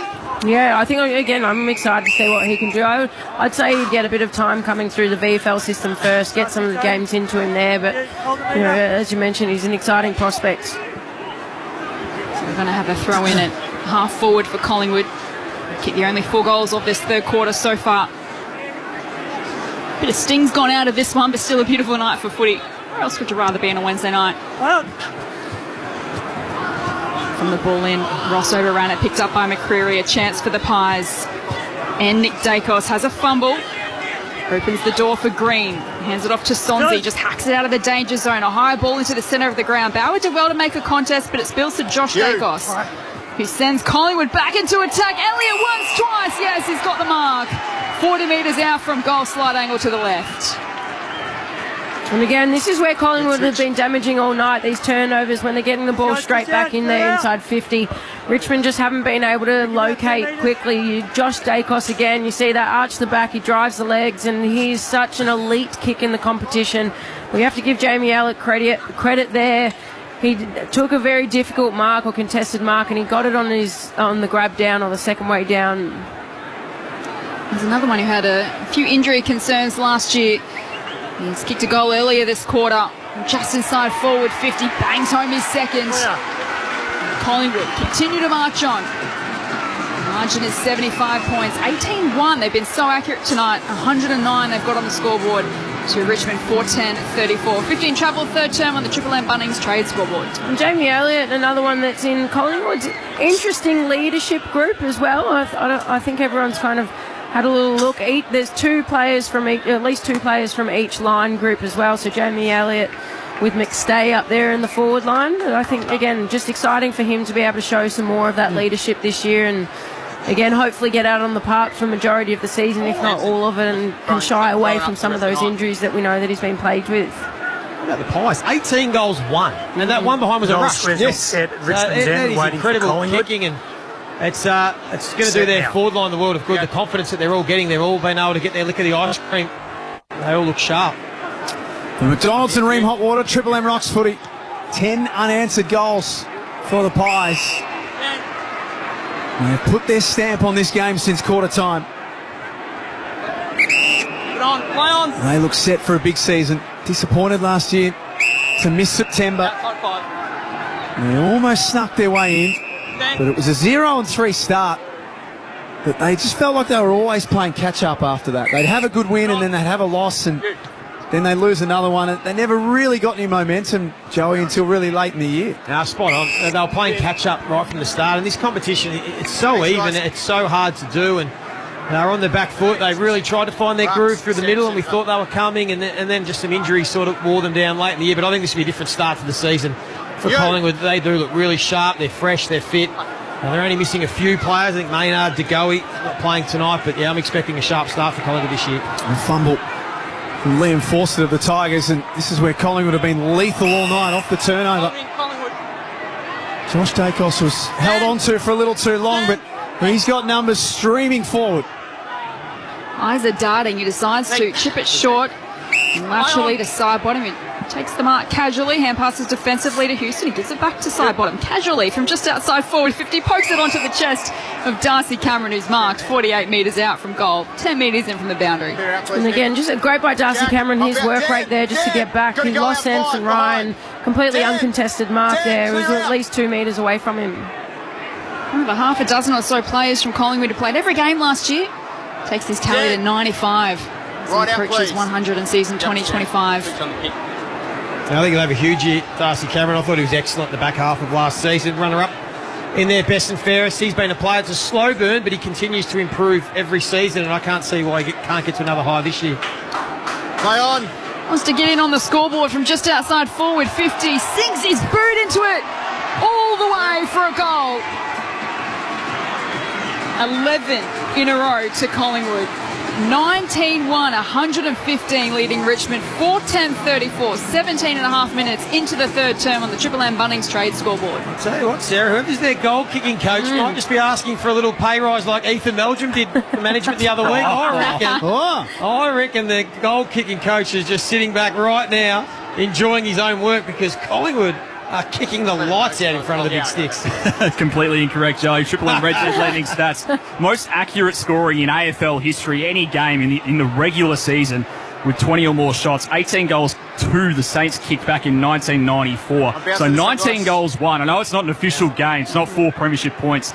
That eclipses it. Some solace for Richmond fans. Pies are actually about plus 50 points on expected score at the moment compared to their normal. So this margin isn't as bad for Richmond fans as it looks. Is that what the Tigers are going to walk away with that? Yeah, they'll be pumped with that. Positives.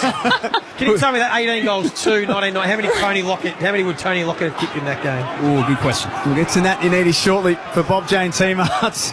He's just trying to put some sort of positive spin on it. The Tigers fans since quarter time. 81 points is the margin right now. Darcy Moore knocks it out of bounds. Nat for Bob Jane Team Arts first. Ed Allen's just come on for his first run of the night for Collingwood, and I'm not sure if he's going to come back on, but it looked like he did tag with Nick Daicos, so we might have seen the last of the little master for the evening. And then for Richmond, Tom Sims has come on for his first run, so pretty high draft pick from last year. Tigers fans get a look at him. Yeah, I'd be putting Nick Daicos on ice as well right now. So there is a positive. Adam Muzay can sit there post-game and say, hey, boys, I'll give one positive. No team is going to kick like this against us for the rest of the year. There's something they can walk away with. What did Lockett do that day? Tony Lockett, he was responsible for one of the 2 behinds, 9 disposals, 6 goals, 1. Stuart Lowe was the culprit for the other with his 3 goals, 1. Yeah. Ball in on the wing. Ryan into the ruck for the Tigers. Down to McIntosh. Couldn't find a teammate by hand, but it ricochets to Thompson Dow. Spun in a 360, umpire says, holding the ball as he got the hand pass away by McCreary to take the free kick just forward of halfway on the broadcast wing. 10 individual goal kickers for Collingwood tonight. They lead by 81 points. McCreary called to play on. Skies it into the pocket for Collingwood. Coming across the pack was Broad. He sends it out of play. We'll have a ball in 30 metres around from Collingwood's goal. Can they make it to 150? Do you reckon, Collingwood? Oh, easy. Yeah. I'm more thinking about whether we get a boo when the next person misses a shot. Did the crowd give the Bronx sort of boo? 115 plays 34. Triple M Bunnings trade scoreboard. And Lipinski makes sure that Steely Green can't leave defensive 50. Even their tackling and their chasing and all that sort of stuff, Sarah. And they're 81 points up at the Pies, but they look like they're trying to set their standards early. Yeah, they've been really impressive, and I just think, you look at the movement, even side bottom Pendlebury, they're still out there. They haven't been put on ice just yet. Yeah. Daicos, you're right, should get him on ice soon, but I've just been impressed with their intent as well, just the way that they're playing and the style they're playing. We mentioned it before, but I genuinely think they're showing the glimpses of how they played in that 2023 premiership season. 19-1 to 4-10. A reminder, tomorrow night it's Brisbane and Adelaide from 8 o'clock. Choice Hotels around the greens. Ball up on the wing, McStay against Ryan. Ryan, hand pass intercepted by McCreary. He takes off, hands it off to Perryman. A couple of kicks from goal, sends it long to a dangerous position to a pack Broad. Made a contest, brought it to ground, short, overran it. Schultz is there, fighting hard for the Pies. Farms it out to Membrey, jams it on the left towards goal. Doesn't quite have the curl as Banks marks on the last line of defence for Richmond. A rare bit of space in the back pocket for Tyler Sonsi. He was 11 disposals last year. And then came McAuliffe. Tigers a little more careful with the way that they're bringing the ball out of defence. Some turnovers early in the quarter that Joey highlighted cost them in goals, but this is a better build-up. Mansell is going to get it back. He's 55 metres out. Make that 60 out. He's not allowed to get onto his right foot, so has to kick with a non-preferred. Samson Ryan will fly at it. It's all Collingwood waiting down. Lipinski. I'm here. Swift hands.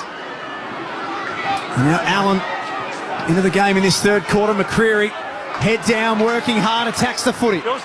Under pressure with the kick, it wobbles towards the wing. Out to meet it, Membrey takes on Brown, the youngster. Got the hand pass out to Houston. It's corralled, hand passes defensively to Lipinski. Has some space at half-back to measure his kick. It's a dart towards Allen, just required distance. It was marked in front of the interchange gates here on the broadcast wing at Ikon Park. Most of the crowd sticking around tonight. I'd say probably majority Collingwood fans at this point. As Allen directs his kick down the line, but it's well read by Blight, who takes the grab for Richmond. And he showed a bit tonight. Looks good. Yeah, he's been really impressive. I think he's read the ball really well. As I mentioned, he's taken a couple of intercept marks that have saved a few goals. He uses the ball quite well too. Mature age recruit, Jacob Blight, so his body's ready. He's a big come in, yeah. They're going to need all the help they can get down back. Down just here. Of course, though, Bolter and Gibkiss would probably be their first choice defenders if they were available. And Gibkiss as well. A little bit of a delayed rehab with his knee, and obviously he's done his hamstring tendon as well, so I think the club's taking every caution they can with him. He's such a young player, again, just to make sure that he can get back right and be ready.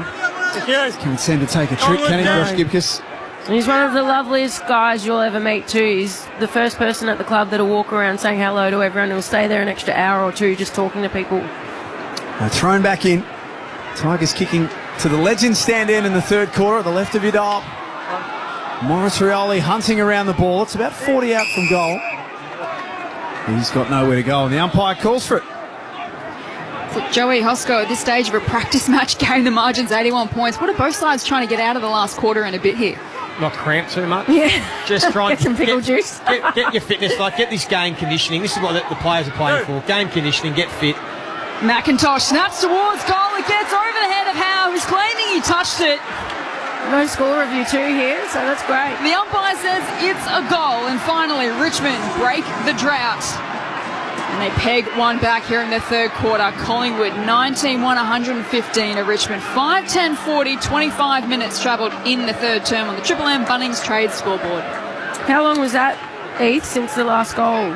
Ooh, Triple M Red Z Lending Stats, 19-minute mark of the second quarter. We're 25 minutes into the third quarter here. So that's about just over 40 minutes of game time. Of course, 9 consecutive goals for the Pies in that period of time. And I am watching the Harvey Norman replay here, and it does seem to have just skimmed the tip of Jeremy Howe's thumb, but there is no score reviews tonight. So again, Camden McIntosh walks away with a goal there, and he's one that I'm quite fascinated with the way that his contract goes about. He gets the year-and-year deals at the moment, and I think he's, probably one of the players that has struggled to get a game last year a little bit. It was, sort of played 50-50, but every time this year I think they're looking for experience to help these younger players, and he plays a certain role on that wing and he does a good job of it. Sarah Hosking on Triple M Footy alongside Joey Montagna have got all the Seabus Super Special comments tonight.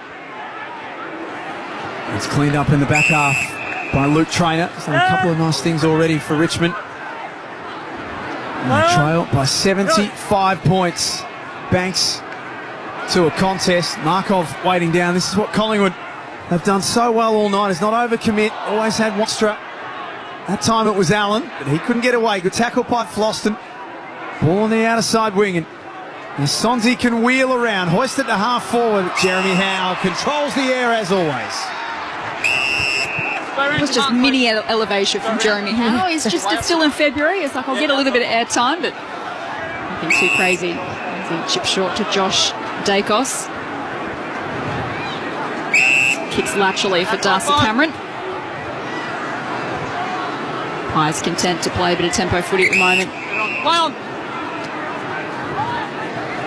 Cameron along the boundary line, up towards half forward for Collingwood. Off hands, Elliott reads it best at the back of the pack. Snaps it towards the pocket. Trainer's almost had his jumper held by McQuarrie. The umpire didn't spot it. The ball spills out of play and we'll have a ball in 20 metres around from goal. Toby, Darcy. Still 4 minutes to go in the third quarter. And a whole quarter to go still. That's correct, yes. That's how quarters work, isn't it? There's four of them. That's why there's four of them. Otherwise, there'd be 1, thirds. 2, 3. Thanks, Ed.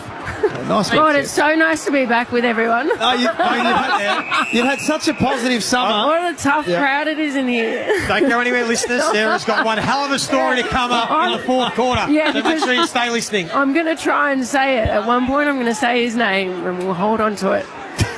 We can clip it up for another 12 months. We'll just turn the camera a little bit that way as well. 19-1, 115 to 5-10-40. Collingwood leading Richmond in the AAMI Community Series here at Ikon Park. It's all from McDonald's and, of course, our great mates at Ream Hot Water. McCreary pushes his man away. And Perryman, playing as an exclusive midfielder with the Pies, has looked good in his first outing. So is this man, Tim Membrey. Strong in front. And he's got it 55 out from goal, which might be a little bit beyond him. Goes wider again to Cameron.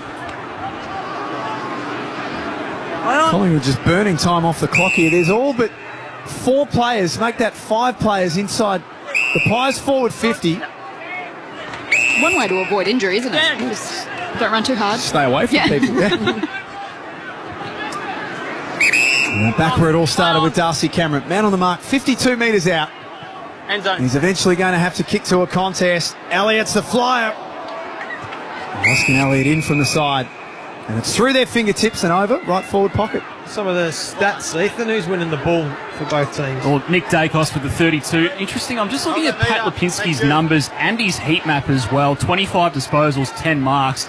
Most of those disposals have been won in the back half. Was a mid-forward last year. We're looking for role changes at this point of year. Pat Lipinski, number 1 for the Pies, might be one of those. Playing a wing tonight. Ball tossed back into play inside 50 for the Pies. Tigers on the last line of defence. McAuliffe jams it on the boot. Outside the danger zone, coming across Quainer. Got hands to it and then turns tackler. And we'll have a ball up at half forward for Collingwood.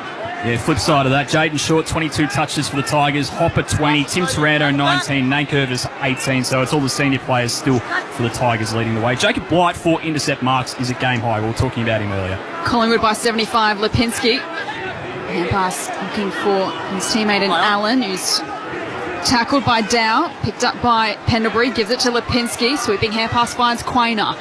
Is the kick inside forward 50 for the Pies. Gets out the back to Hill. He tried to soccer it forward. Hoskin Elliott collects. He couldn't find a teammate by hand.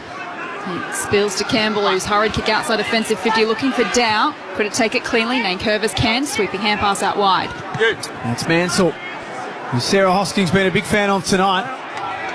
Tom Sims got the ball to ground level and Rioli can run away. That's a good kick out into space, and then the mark was dropped by Seth Campbell. Maybe a little bit too laconic, and that's disappointing for the Tigers. They've worked hard to get it to that stage, and now Quaynor looks inboard to Schultz on the wing. And they're the little things when fatigue sets in, you just lose concentration ever so slightly and mistakes happen, and that's what we're going to see a lot of with this young group this year. But Seth Campbell, I really rate him as a player. He'd be disappointed with that. Lipinski directs his kick down the line, looking for McCreary. It's off hands. And Tigers through Brown, share it around to Broad, to Dow, back to Sonzi, hugged up against the boundary line, sends it long down the line, looking for Sims, the youngster. Hands to it, but he has Jeremy Howe for company, who spoils it out of play for a throw-in at left half forward for Richmond.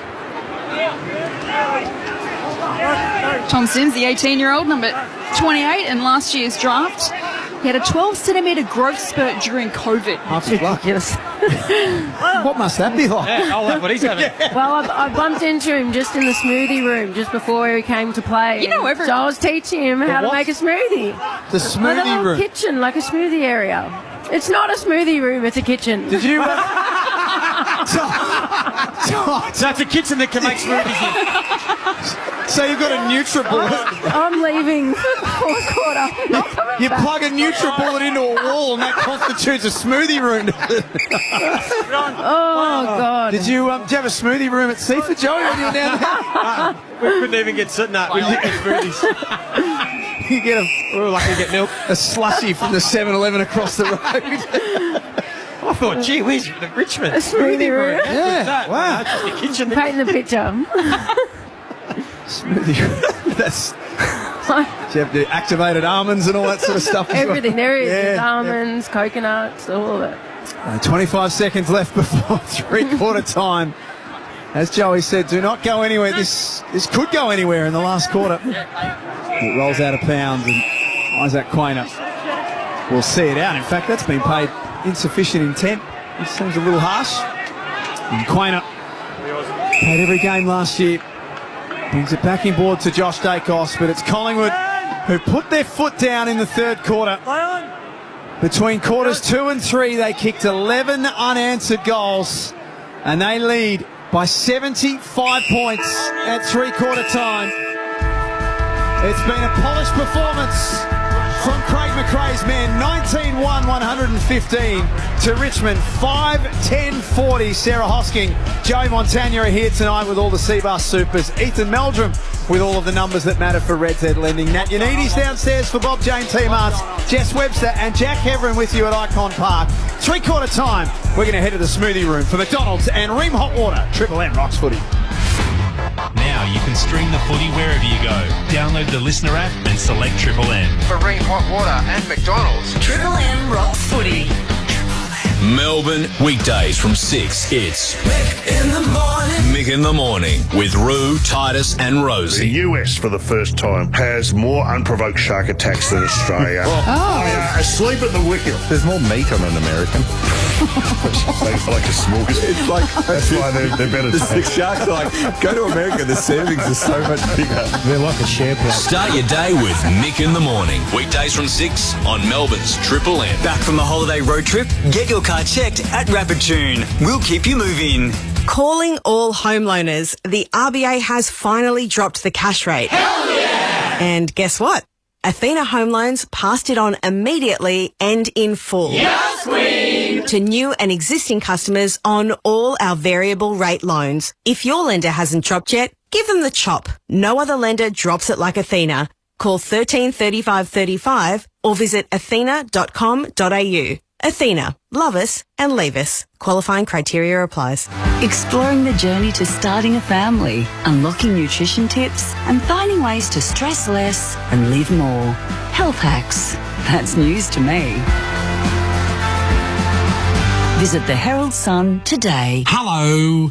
Frank Walker from National Tiles. The famous National Tiles Spend and Save is on now. Spend $4,000 and we'll only charge you $2,750. Spend $2,000 and we'll only charge you $1,450. Or spend $1,000 and we'll only charge you $750. Yes, the more you spend, the more you save at the National Tiles famous Spend and Save. But you'll have to be quick. So rush into a National Tiles store near you or go online at nationaltiles.com.au now and save. Get Ampol Foodery's Crave and Save. Just $6 for a 4 and 20 traveller pie or classic pie 160 to 175 gram and a drink from the 250ml V Energy or 600ml Mount Franklin ranges. Crave and Save only at Ampol Foodery. Ends March 4th. See ampol.com.au for details. Revenue forecast. It might sound like I'm in a meeting, but in my mind, I'm soaking up the sun exploring a new coast.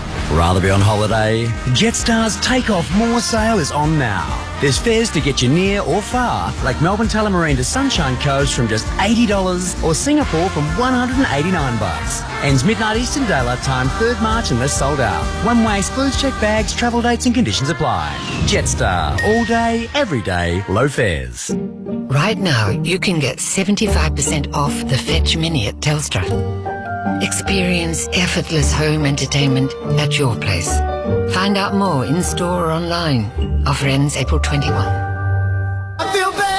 Health is wealth, and this month at Chemist Warehouse, shop the Swiss range in-store or online, and you can enter to win one of 100 $250 Visa cards, plus one mega cash prize of $25,000 cash. T's and C's apply. Check the website for details. Swiss was named Australia's most trusted vitamin brand in 2024 by Reader's Digest. So, get healthy, wealthy, and winning with Swiss at Chemist Warehouse. Great savings every day. Australia's best mobile provider TPG now gives you double the coverage at the same incredible price. Search TPG Mobile to check your coverage and make the switch today. TPG. Best provider based on Whistle Out Award for Mobile Provider of the Year 2024. T's and C's apply. Shut up! The footy's on Triple M! For Ream Hot hot water and McDonald's. Triple M rocks footy. Two teams at very different parts of their premiership window right now, and they're showing it. Collingwood lead 19-1, 115 to Richmond, 5-10-40 at the AAMI Community Series. It's all for McDonald's and Ream Hot Water for the Pies. Brody Myercheck's got 4. Tim Membrey, Bobby Hill have got 3 each, and McStay and Elliott with a couple for the Pies. For Richmond, Jacob Bauer is their only multiple goal kicker with 2. Ethan Meldrum has got all of the Red Z lenders. What do they look like, Ethan, three-quarter time? Well, again, Collingwood certified most accurate team ever. 19 goals, 1. That record touching on it once again from the normal season. 18 goals, 2 to St Kilda around 1994. That is the most accurate game of all time. So that's how well Collingwood kicked tonight. I know Joey's been giving me a lot of stick, but the expected score for this game is currently Collingwood by 31 points. If both teams had kicked to the AFL average in front of goal, it's currently 75 points to the margin. So that's how good Collingwood have been once the ball's in their forward 50, leading ball winners so far. Nick Daicos, 32 touches, 10 in that last quarter. You'd think he could put on ice at this point. Pat Lipinski, 29 disposals, 14 in that third quarter alone, so he's got the ball in a string as well. Dan Houston with the 20, first game for his new club. Jaden Short, 22, Jacob Hopper, 20, the most for the Tigers. Nat Ninides downstairs has got everything covered with thanks to Bob Jane teammates. Jack, if you take the scoreboard out of it, it's good news for both sides, really, because there's no injuries for either team, which is what you want in a pre-season match. We've already mentioned that Nick Daicos won't be coming back onto the field. He's been effectively subbed out, but after you've had 32 disposals in under 3 quarters, I think he's in pretty good form, so I don't think he needs any more practice, just quietly. Also, we need to mention that clubs today are playing for the Community Shield. Don't want to go out on a limb. I think Collingwood might have it wrapped up from here, but it does mean that all proceeds from the tickets sold for today's match will go for food banks, so helping disadvantaged Victorians get some dinner in their bellies. So that is a great cause from both clubs. Absolutely, Nat. Great work by you for Bob Jane teammates. Joey Montagna, Sarah Hosking with all the Supers. Yeah, it has been a unique game in regards to the statistics, because as we look at it, Richmond have had just 5 less scoring shots. They've won the clearances, only 7 less inside 50s, contested ball about equal, turnovers about equal.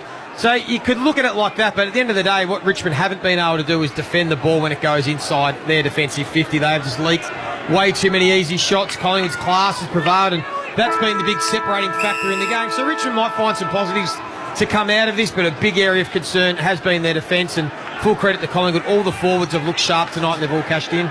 For McDonald's and Ream Hot Water, here's Jess Webster on Triple M Footy.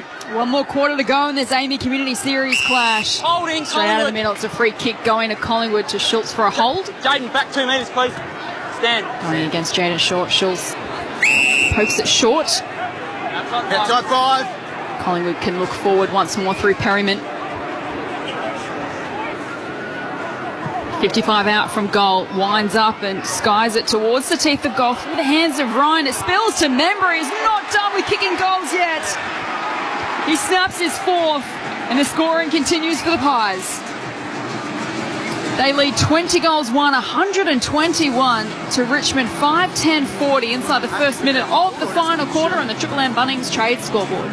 Well, that's the kick that's looked dangerous for them all night, and they've been able to score. It's when it hits right at the top of the square.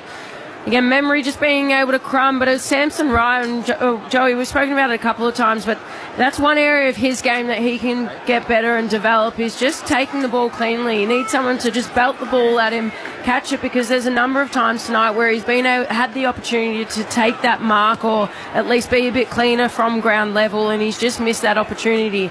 It's a big growth area there, but on the flip side, Collingwood's got to be happy with Membrey and the performance that he's put on tonight. He cost his teammates there, Samson Ryan. They were holding their opponents down. They were doing the right thing. They just presumed he would swallow that. He doesn't. They're caught napping, and that's how the goal got kicked. For McDonald's and Ream Hot Water, Triple M Rocks Footy. That's a better tap out from the middle. And some run and some space and some drive for Seth Campbell. Good kick too. Downloads the advantage of Liam Fawcett. And pick number 43 from the draft from 2 years ago can go back and line up for his first of the night. Switch, nice. So you didn't see barely any footy last year. Had glandular fever and played a couple of games late in the year in the VFL. He's had a full pre-season in the South Australian. With no breeze to speak of now, it's died down across the night. He'll kick from 45 metres out, 45-degree angle. Just ease that off to the right. It's an even 80 points, the difference on the Triple M Bunnings Trade scoreboard.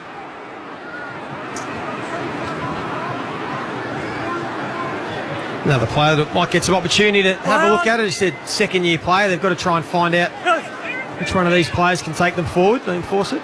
How restarts play from the kick in to a contest on the outer side. Plenty of numbers around the footy, and we're going to have a ball up. It's Parker at the bottom of the pack, tackled by McAuliffe. Dan Sampson backing out, boys. Umpire tosses the ball in the air. Ryan Lovely tapped out of Ross. Just got the kick away as he was tackled, but it spills to side bottom. He gives it off to Perryman. The Pies can reload at half back. Perryman bombs it long in the Myercheck direction. Nice grab. Run of blood. He's just clutching at his shoulder, which is heavily strapped. Keep an eye on that as Myercheck flares the kick out wide to Crisp. He looks in pain, doesn't he? He does. It looked like it was just in that contest with Myercheck. Myercheck came backing towards him, but Blight just looks like he's still hanging that right shoulder or right arm. Can't quite lift it at this point. Looks to be in a little bit of pain, but I'm sure Nat will be able to give us an update shortly. Had the shoulder taped, as Jess said as well, so one to keep an eye out for. He's been pretty good otherwise, as Boston uses Jacob Hopper at defensive 50. Now Tom Brown.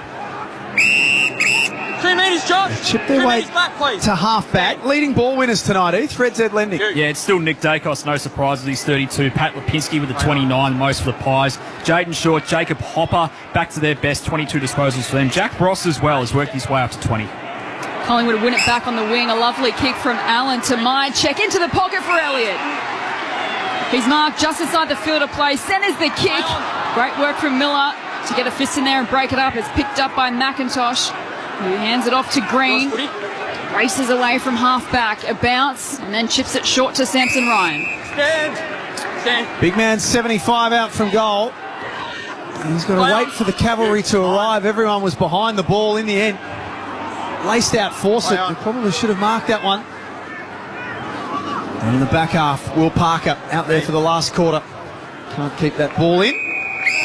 It's out of bounds. Richmond get the footy back. Through Tyler Sonzi. Just some early signs of cramping from Morris Rioli. He's just close to the boundary line, trying to stretch the calves, rolling onto his back. But it's at this point in time, again, as Joey mentioned, you're just trying to get kilometres into your legs and avoid those early season games where you start cramping towards the end of the game. I'm tipping he won't be the only player to go down there before the end of the game with cramp. It's been a warm day here in Melbourne. Nankervis takes an intercept grab, kicks inboard to Vlostone, couple of kicks from goal, chips it into the path of Green, who marks 40 metres out, slight angle to the right. And again, Steely Green, Heath, what's his numbers been tonight? He's done some impressive things. As I mentioned, he's got some really exciting pace on him as well. He can run through the middle, but again, it's that forward pressure that he brings, but he's really lively. Yeah, 11 disposals. This will be number 12, 60% by foot, 3 score involvements, 3 inside 50, so done plenty up forward, Steely Green. 21-year-old who debuted last year, nearly a goal a game, 5 goals from 6 games. Kick is on its way, but it's fading towards the right-hand side for a minor score. Collingwood 21-121 to Richmond 5-12-42. 6 minutes travelled in this last term. Nat Unides, Bob Jane T-Marts. Rioli has just come off the ground. He's getting some treatment and he is downing that pickle juice. Does it taste as bad as everyone says? It tastes exactly like pickles. But you don't actually, the one myth though, you don't actually swallow the pickle juice. The whole idea is you swish it around in your mouth and it hits the sides, the glands on the sides of your mouth, and then you spit it out. So you don't actually swallow. It's meant to help the brain receptors or something. Yeah. To stop you from. But it does taste. Go like, figure. Think about getting pickles from a cheeseburger, putting them all together, smashing it up, and then turning it into liquid as Jess screws her face up. Yeah. I wouldn't want to be an athlete, Jack. I don't know about you. No, it sounds delightful, doesn't it? It does work. Kick goes to the line. Didn't quite make the distance. Mansell shrugs off the tackle. Play on. Make one of those in the smoothie room. Handball back to Mansell. Gets a second chance at it now. Ross. Good. McIntosh will have to be quick. Got it to Hopper, who was standing on his own. Now McIntosh. Standing start. High ball from 40 metres out. It'll land in the goal square. Tiger Smalls can get to work. Ball up. Mansell can't get out. Good tackle by Will Parker. Who is always in the smoothie room? Toby. Who's someone you go, he's like relentlessly just in the smoothie room? Yep. Me. Are you? Always. No, there's a few. Who's in there? No, definitely me. All clear behind. What's the go-to smoothie? Clear out, please. Toby, Well, there's actually, in the smoothie room, there's a big sign that if you're bulking or you're Behind the top, shredding please. or... So there's actually recommendations and options. So Play on. there's lots of honey, there's peanut butter, dates, Outside 5. frozen fruits, bananas. Oh, it's good. Good to know, Joe. Yeah, If you're bulking, Oh, or you're sorry, shredding. yeah, all your protein powder as well. So you've got a bit of Out, everything. please. What are you doing at the moment, Joe? Are you bulking or are you shredding? No, trying to shred. Oh, Joe's shredding. Yeah, he looks fit. Yeah. Ready to play again. Was it after you did your hammy or something? Yeah. Should I get back? Going into Footy? a pre-season block, I reckon. Yeah. Yours handball. Let's call some footy. At half forward, Perryman chips it short to McStay, not the required distance. Gives it off to Parker, the young gun. This will be a moment. He shoots towards goal. Back to the But nine. it is marked Jamie, just Jamie. inside the field of play. One of the Tigers' Play on. youngsters. Good. And there will be no score. Jess is learning the Triple M way, Jack. When the game peters out, we start talking a bit of crap. Yep. Less footy and more random. Yep. And this one's really petered out early. We're now at the point where we're discussing your diet plans, Joe. it's What are you getting on the way home, Hev? No, I'm going to really try hard to not get something on the way home. You've got the hour drive. If I was, I'd be McDonald's, of course, there. Great partners here on Triple M Footy. Play on. You. McFlurry with the caramel and the flake. The Oreos, yes, please. Ball to the wing now, Curvis. His hands were fast there. Hopper has got some players over the top. Campbell's one of them. Mansell there as well. Yours now. And Pies is so rigid and set up behind the footy. Fawcett had to burst his way through, and Thompson Dow will sit underneath it. Hill flew a bit too early. No free kick. McCreary kicks for the outside of the boot. It rolls and it rolls and it rolls out to the wing to give Collingwood a chance to set up. Yeah. Intercepted by Brown of the Tigers. He kicks in board to Miller, who's marked inside the centre square. Chips it short to McIntosh, who couldn't complete the mark. Lipinski pounces. Kicks to Membrey. He's a long way from goal. He's kicked 4 tonight. Hands it off this time. Out wide for Hoskin Elliott, who's marked at right half forward for Collingwood. In full control, they lead by 78 points. They're led by 75 at three-quarter time. Hoskin Elliott kicks just the required distance to Allen. Still outside defensive 50, gives it back to Lipinski. They've done this a number of times when they're outside 50, just patient. They're not in any rush to bomb it to the top of the square. They know they've always got that option as a last resort. They've really tried to see if they can find something short and get a set shot at goal before they kick to the top of the square. So Houston is the man with ball in hand. I don't know if that's Tigers fans or Collingwood No, I fans. think Collingwood booing. fans wanted to have a shot. Yeah. The irony could be he was the one that misses and ruins this 20 goals. Yeah. The best kick in the comp. Kicked the match winner for Port Adelaide a couple of years ago from a similar spot. He can kick the footy like not many others.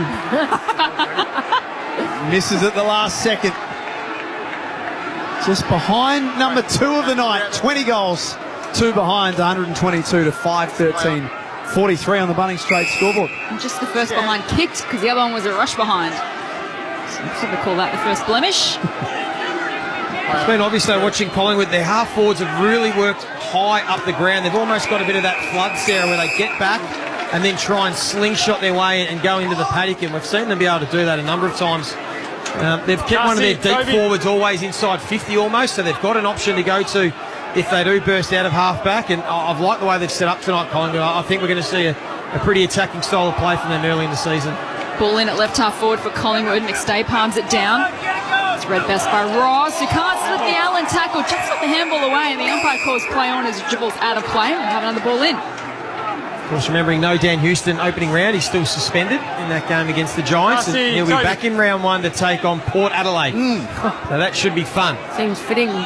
Just seems like the AFL might have just somehow miraculously made that happen, Jack. It's amazing how that happens, isn't it, Joey? Yep. Holding Richmond. Yep. One. Hopper can move it on the wing. Play on. Pies by 79 points. Here's Thompson Dow. Run and dash, and he misses the target. He had Campbell all on his own inside 50. puts it straight over the top of his head, and Pendlebury has a rare fumble. Oh, jeez. McIntosh kicks sideways to Hoskin Elliott. Not sure how he managed to do that, but it's a turnover. I'm like, what was more shocking, McIntosh's kick or Pendlebury having a fumble? Hoskin Elliott kicks it. Markov, he chips short to McStay. Hand passes back to Markov. Under pressure by Down, gets the kick away down the line. Shoots out to meet it. Takes the grab over Miller. Just inside the boundary line. 80 metres around from Collingwood's goal. Lead by 79 points halfway through this final quarter. Schultz winds up and sends it into the pocket. Elliott takes the grab as he floats from the side of the pack. Well, it looked like Jamie Elliott was the only one that really attempted to get that, because the ball looked like it was almost going to go out of bounds, but tugged to the boundary line, and he just was the only one that launched for it at the front. That's good. Tight angle for Jamie Elliott, but as we know, he's capable of just about anything. He's about 35 metres out from goal, a metre in from the boundary. He'll start his approach from pretty much the front row of the legend stand here at Ikon Park. He's setting up for the snap. Play on. Takes off now, runs in board. Just had a little bit too much curl on it. And the behinds are starting to flow for the Pies. 20 goals, 3, 123 leads. Richmond 5-13-43 on the Triple M Bunnings trade scoreboard. What would Craig McRae be most happy with tonight, Joey and Sarah? Play on. I just think that they've played had a really good performance tonight. Just a team football. I've really liked the style that they've played. Again, they've had in patches. They've really controlled the game. When they're early on, they just moved the ball really quickly, but they had that link-up chain and the Collingwood style of play that we're used to seeing. But then they've also played this, different uncontested style where they can slow the game down, take some time off the clock as well. Whereas Joey's mentioned a number of times, just especially their forward line, obviously kicking 123 points. I think they've gelled, and that's been what's most impressive, is that they've been so accurate, but their tools have been, really critical in McStay. Membrey's been really good as well. Daicos, and obviously Lipinski as well. I think they've just, put together a really good team performance. Pendlebury will have to be quick. He was dispossessed. Ross picked it up, and then Tom Brown kicks around the body. That's a smart kick. Markdo was dropped by Steely Green. It's the little 1%ers that have hurt Richmond tonight. And Parker can repel, but he's put that one out of bounds on the full. Freddie, mid-zone switch. Yeah, on the line. I think too, we've seen the intent from Collingwood with pretty much playing their senior side tonight, their best 22. I haven't seen too many of the kids. I mean, Reef McInnes was probably the only one that started in the starting 18. Ed Allen's had some minutes, but you know what you're going to go with early in the year. It's going to be their senior players, and they all seem to be up and about while they're fresh early in the season. I'm here. McIntosh kicks the Tigers inside forward 50, off hands. Ends up with Mansell, snaps around the corner to a dangerous position. Quainer read it best and takes the mark in the last line defence for the Pies. Kicks it short to Allen, who's marked still inside defensive 50. Goes to Howe, who's marked at left half back. You can kick out wide for Hoskin Elliott, who's marked defensive side of halfway. DeGoey, Maynard, Tom Mitchell and Mason Cox, the 4 big names. Still to come back for the Pies, not out there tonight. In the back of Myercheck, Broad, handball stolen away. Ed Allen answers the back, he pops it up high. Elliott caught one around the head. It might be the pre-season, but Jamie Elliott was happy to cook the umpire there. He thought he should have got a free. He did, he tried for it, and it was Luke Traynor that, watching the Harvey Norman replay, he's just come over the top. Again, I think it's a good contest. He's gone completely for the body spoil. A little bit of a knee to the back, but he at least made contact with the ball trainer. Collingwood by 80. The ball is tossed back inside forward 50. Ryan won the tap straight to Schultz, sockers it towards the teeth of goal.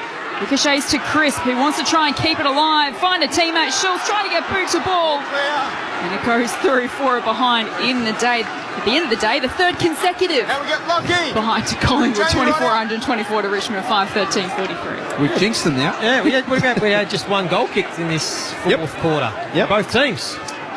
30 seconds in from Tim Membrey. All behind since. There's 7 minutes left at Ikon Park. Wednesday night footy. Holding the ball. It'll be a Collingwood free kick. And this time it's going to be Bo McCreary. 50 out, directly in front. Everyone else has kicked goals tonight.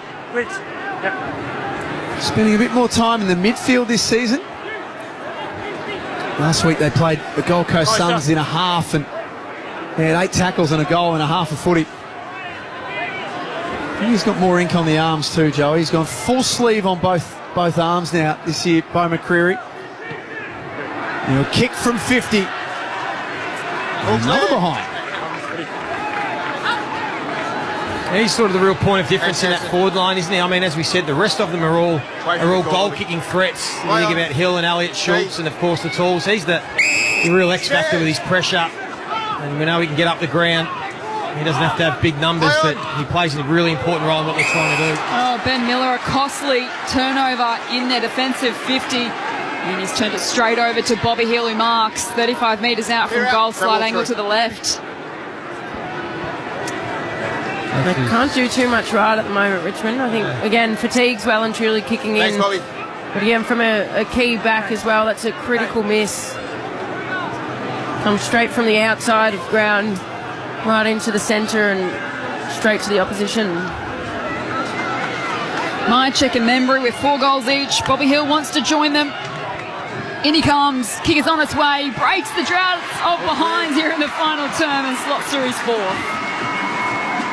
Collingwood moved to 21-5, 131 to Richmond, 5-13, 43, 19 travelled in the final quarter on the Triple M Bunnings Trade scoreboard. Yeah, Harvey Norman replay, it's as bad a kick as you'll get from Ben Miller coming out of defence. I'm not sure where that was even trying to go. He kicked it straight down Bobby Hill's throat. Shanked it. And right on the outside of right side of his boot. I hardly see that in local footy, that sort of kick, so that's disappointing. But yeah, Bobby Hill, as I said, I'm excited what he can do this year. I think he's got so much more. He's just scratching the surface of his talents. You think about, Shea Bolton and Isaac Rankin, and can he just continue to add little bits to his game, a bit more midfield, a few more touches, and imagine what he could do then, because he's a serious talent, and I think he's in for a big year. Would you roll him through the midfield a little bit more? I'd try and just send it, bring him in for a stoppage like Possie Pickett and these sorts of players, and spit them forward and just try and get the ball in their hand more, because every time they touch it, good things happen. For McDonald's and Ream Hot Water, Triple M Rocks footy. A rare centre clearance win for Richmond. I'm here. Down kicks it to the top of the goal square. Waiting down is McAuliffe. Handball. And he's run down immediately. Collingwood's defensive pressure has been spot on tonight. Pendlebury outpointed by Trainer on the wing. Good win for the youngster in his first showing tonight. McIntosh rolls it forward. Pretty scrubby sort of kick in that area as well. Side bottom for Collingwood. Had it, lost it. Pendlebury likewise. Ball on the outer side wing. Eventually, Seth Campbell breaks through. Straight onto the chest of Reef McInnes. It was just well read by Reef McInnes there as well, just in front of his opponent, and that's what happens when you're playing some younger players too. Tom Sims getting a few minutes in this game as well, which is he's an exciting young player. As I mentioned, he's a tall boy, 199 centimetres as an 18-year-old. As Jess mentioned, he had the 12-centimetre growth spurt, was it, across COVID? Yep, he now stands at 199 centimetres, probably still growing. Because he goes to the smoothie room. That's right. That's right. Is there a sign on the wall for the growing smoothies? No, there is. I'm dead set. There's about 5 different options, and there's bulk. Send me the recipe. Which category would you like? All of them. I'll have a go at all of them. Collingwood by 88, throwing on the broadcast wing. Attacking the contest hard was McAuliffe, hands it off to Sonzi, kick around the corner towards half forward, knocked away from Mansell, spills to Ross, gets around Houston from 50, centres the kick beautifully, and Richmond will get a shot on goal through Hopper. McAuliffe has done some good things, Heath. I think he's played a little bit of time in the midfield, a couple of clearances. He's been impressive again in the off-season. He's put on a bit of size too, so just being able to drive his way through some of those bigger bodies in the midfield. Yeah, Red Dead Lending stats. He smashed the smoothie room. 5 contested possessions from his 7 touches, so he's been in the weight game room, I think. Hopper from 50. Kick is on its way. And it is snuck through for a goal. Collingwood 21-5, 131 lead Richmond 6-13, 49 on the Triple M Bunnings trade scoreboard. Yeah, Red Z leading stats. He's been good tonight, Jacob Hopper. Obviously hasn't had the season he wanted last year. 29 disposals now. Most of any Richmond player on the ground. Only Lipinski and Nick Daicos ahead of him, full stop. 7 clearances, 12 contested possessions with his first goal on the board there. So back at the numbers you'd probably expect from a marquee recruit, Joey. Yeah, he's going to have to do that all year. So let's be honest. Taranto, Hopper, Prestia when he's back playing. Jack Ross is now a senior player, and then Curvis. They're going to have big numbers. They're going to have to try and break even in the clearances and at least give their younger side a chance, which they've done tonight. They've actually beaten Collingwood +7 in clearances. The contested possessions are basically even, so you would expect that around the footy. It's more probably at the fringes, behind the ball and in front of the ball, where the Tigers are going to struggle this season. First 4 games of the season for Richmond. Carlton in round 1, Port Adelaide in round 2 at the Adelaide Oval, St Kilda in round 3, and the Brisbane Lions round 4 at the MCG. It's going to be a tough year for the Tiger Army. For McDonald's and Ream Hot Water, Triple M Rocks footy. And the kick goes straight out of the centre clearance, out in front of Tyler Sonsi. From a Craig McRae point of view, Joey's, we can see him on the Harvey Norman replay screen now. Sampson and Jack, Would you prefer, out of this game, a comfortable victory like this, or would you prefer a really solid hit-out going into round 0?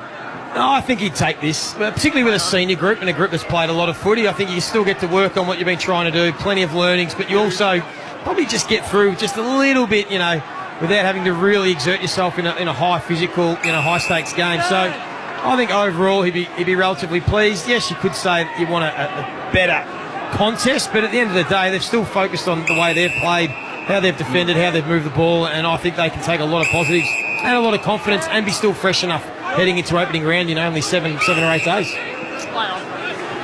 Touch over 2.5 minutes to go here at Ikon Park. As Richmond shared around half back, they find Boston on the wing. In front of the interchange gates. Wants to use the corridor. Good kick to trainer. He's marked on the edge of the centre square. One of the young draftees for the Tigers out there tonight, pick number 21. He chips short to Broad. It's about 70 from home. Wants to use the run of Brown. Kicks it into the pocket for the Tigers.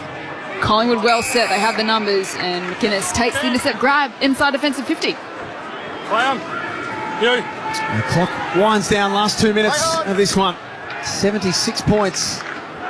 Here's the Pies lead on the Triple M Bunnings trade scoreboard. And Floston had it. And he's tackled, and the Pies have got Membrey on the lead. It just might have bounced before it got to him, but he's had a good first showing, Tim Membrey. It looks like he's going to slot in beautifully to Collingwood's forward setup. Absolutely. Like I mentioned, I'm surprised that he was able to just sort of walk away from St Kilda. So he looks like he's picked up where he left off. In fact, he's even better than he was tonight. If it's anything to go by, he's going to have a good season. And Ed Allen's kick went to a spot that no one really knew that it was going. McIntosh first there for Richmond.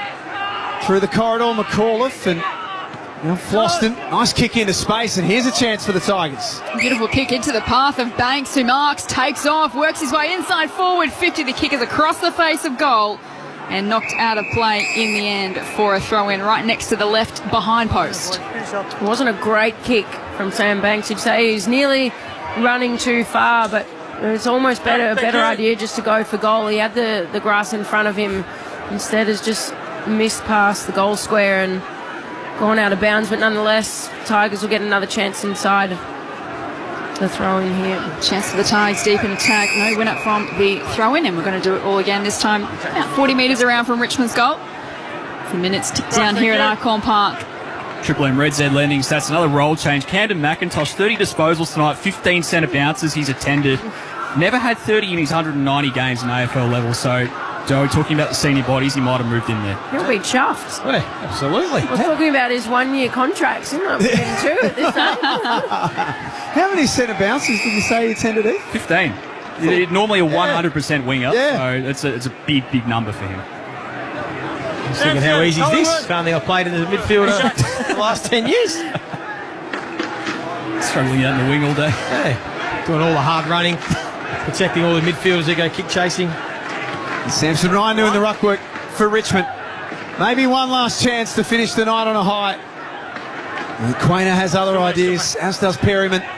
Another of their recruits who have been excellent tonight. And the kick was a little loose coming out of defence from Reith McGuinness. 30 seconds left. It's the Pies who are going to be big winners in the AAMI Community Series. Samson, Jack. You mentioned him a number of times, Ethan. I've liked Lipinski's game as a pretty much 100% wingman tonight. Him and Crisp have been the majority of the two playing on the wings with side bottom inside, and he's one I think that's is in for another big year. Yeah, 36 touches for Pat Lipinski. Again, that'd be a massive career high, 14 marks. Pies by 76, side bottom from the ball in, kicks long down the line. Membrey direction knocked away from him by Brown. Ball goes out of play. 550 metres gained as well for Lipinski. Second highest ranked player on the ground behind Nick Daicos, who hasn't played this last quarter at all. So that's a pretty impressive step up from Pat Lipinski. Top 10 in last year's best and fairest.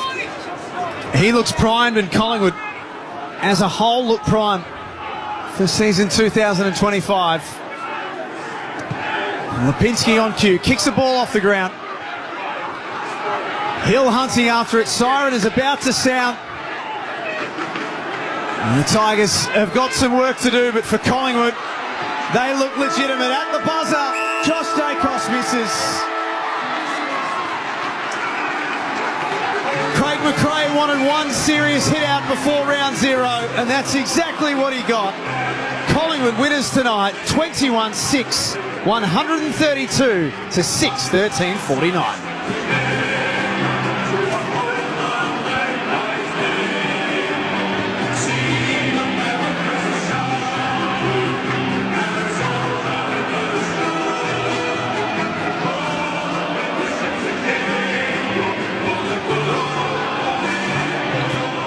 Started with Nick Daicos. His first half was sensational. He was clearly the best man on the ground, and he was dominating.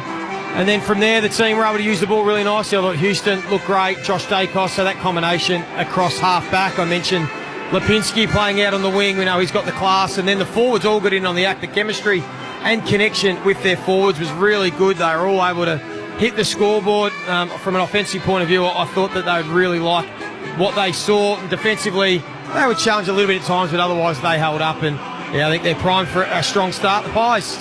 They look really, really good. They won, led by 23 points at quarter time, 45 at half time, 75 at three-quarter time, and the final margin is 77 points. Dan Houston is talking to Nick Del Santo, courtesy of Fox Footy. First official hit out for the club. Great result. Coming off the half-back flank, it looks good. How did it feel? Yeah, it felt really good. It was good to get out here and play 4 quarters against opposition, not hurt our teammates. And the boys played really well tonight. And it was good just to sit off the half-back line with Josh and Q and a few of the other boys and gel with them and get some match practice under the belt. You speak about gelling. It looked like it was perfectly clear, your role and the way they executed it. You speak about playing with Josh Daicos. It was a little bit different in his role tonight. How long do you think it'll take until you know it innately that this is what I do, this is how my teammates play? Yeah, I don't think it'll happen overnight. I think it'll happen throughout the season, but you can see that we took some inroads tonight with how we worked together, and I'm sure it'll only build it across the season. What was the most pleasing thing tonight? Look at the scoreboard, it's a comfortable victory, but when you're out there off the half-back flank, what catches your eye as the most pleasing thing that you've been practicing over the pre-season? I just think we were all on the same page tonight, and it was good to celebrate some guys pulling on the jumper for the first time when they kicked a few goals, and it was a really, really fun night for the boys, and I'm looking forward to watching them next week, and hopefully we can get off to a good start.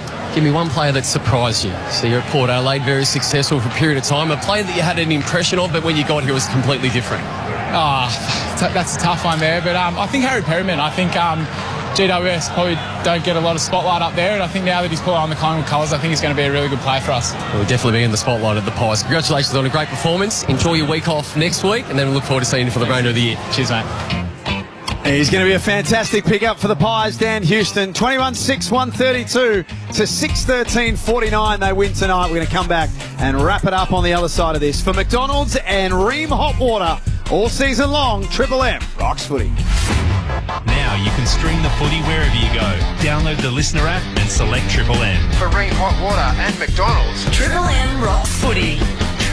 Melbourne, weekdays from 6. It's Mick in the morning. It's It's the show with Mick Malloy, Nick Rewalt, Titus O'Reilly and Rosie Walton. Melbourne have a new sponsor, Lego. I can't wait to see the Lego bottle of Grange being made in the rooms.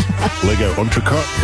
Yes. You can really see the Stephen May punching on. I think we could get the little... Start your day with Mick in the morning. Weekdays from 6 on Melbourne's Triple M. Back from a holiday road trip? Get your car checked at Rapid Tune. We'll keep you moving. Great value internet? That's pretty good. But unbeatable value internet is even better. TPG will beat any eligible provider's NBN price over the first year, guaranteed. TPG. Offer available until withdrawn. Excludes NBN wireless. T's and C's apply. See website for more details. Do deals these days feel like they're not good enough? Well, here at Tango Energy, we're turning energy prices on their head. That's right. At Tango Energy, we have some shockingly low energy rates you might find hard to beat. And while we've been turning prices upside down, we've also made switching to Tango easy. Now you can switch in minutes using our online sign-up. Want to see if you could save? Head over to tangoenergy.com and see the low rates for yourself. Tango Energy. Hello, bank. Hi, the RBA has dropped the cash rate. Oh, I hope they pick it up again. Okay, and so has Athena for new and existing customers. Athena treats customers better. So when will you drop my rate? Maybe next Friday or the following. Maybe never. Well, I know when I'm going to drop you. What? When? If your lender hasn't dropped their rate yet, it's time you switch to Athena. Call 13 35 35 or visit athena.com.au. Athena, love us and leave us. Application subject to eligibility and assessment. Win a Bosch Expert Accessories Pack and 10 grand to take your toolkit to the next level. Head to the Triple M win page. Tell us how Bosch Expert Accessories could supercharge your performance and win with Bosch. Tell the sun to get I'm trying to sleep in if you don't mind. Tell the sun to get and block out the light. Screen away blinds. Screen away blinds. If you're working in the night, sleeping through the day, sun shining through your window and it just won't go away. Tell the sun to get and block out the light. Screen away blinds. Screen away blinds. 4 out of 5 young people impacted by cancer feel distressed and alone. But there's a flip side to cancer, thanks to Canteen. Help Canteen provide life-changing support for young people impacted by cancer. Get involved at canteen.org.au.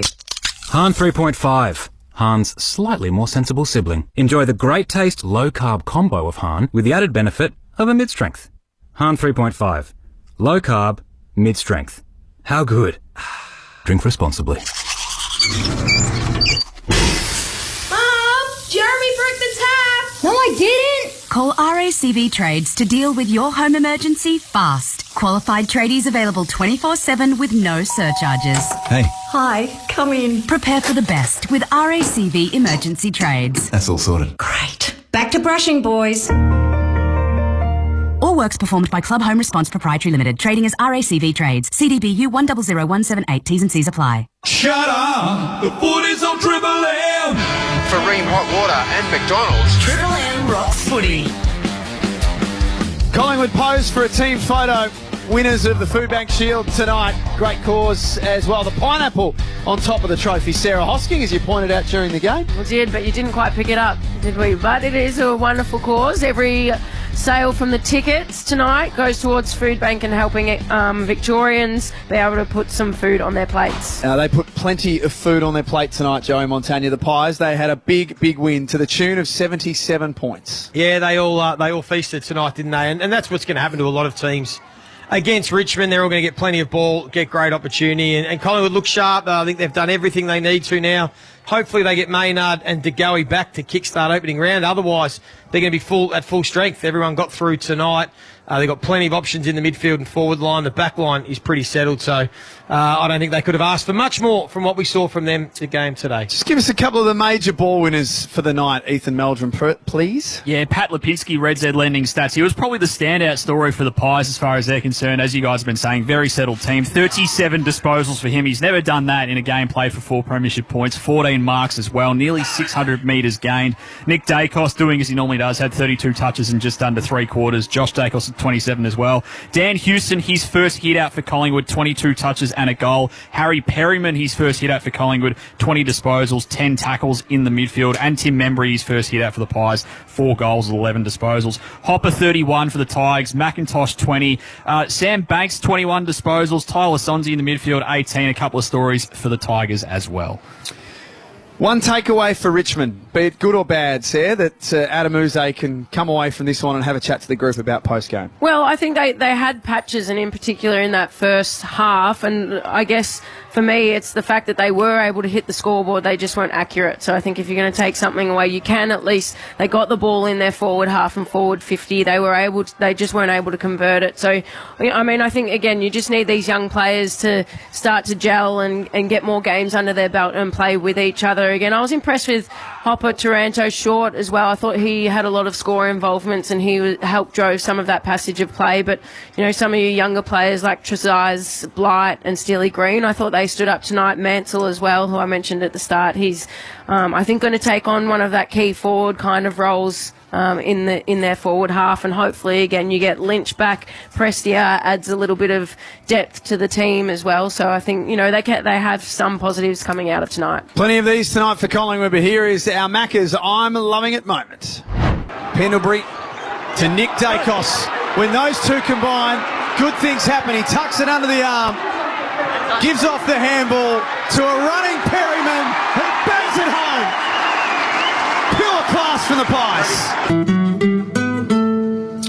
Not bad by you, but I thought Jess Webster was the star of the show tonight. Jack Heverin, she was excellent on debut. Well done. Absolutely. How good was she? Very good. It's good to see her having fun in the box. Well, being allowed to laugh. She's been one of those ones that has seen it from the other boxes and wanted didn't have to do a time check or, doesn't have to talk to Doris from out back or everything. You just have a chat to us on Triple M Footy. We're so excited to have you, Jess. Welcome to the team. I feel like you guys are lulling me into a false sense of security before you start stitching me up. You've been so nice. You've been way too nice. Happens. We suck you in first. Unnerving. Then you'll get we were nice to Sarah at the start. Part of the furniture now. Hosco, holidays are over, but enjoy the footy season. Great to have you back. We'll hear from you shortly. Thank you. It's been wonderful. Joey, we'll probably hear from you every day on every show and every podcast. I might pop up occasionally. First crack, last crack, all the cracks. We'll hear from you across the season. Heath, great work by you. Nat Unides has already been and gone, but great work by the Rocket down on the boundary as well. To George, to Jace, to Paulie here at the ground, and to Leroy back in the studio. Thanks so much for being with us tonight. Collingwood run out big winners. Tomorrow we are back from 8 o'clock with Brisbane and Adelaide, and Friday it's the Giants and Carlton. For McDonald's and Ream Hot Water all season long, Triple M rocks footy.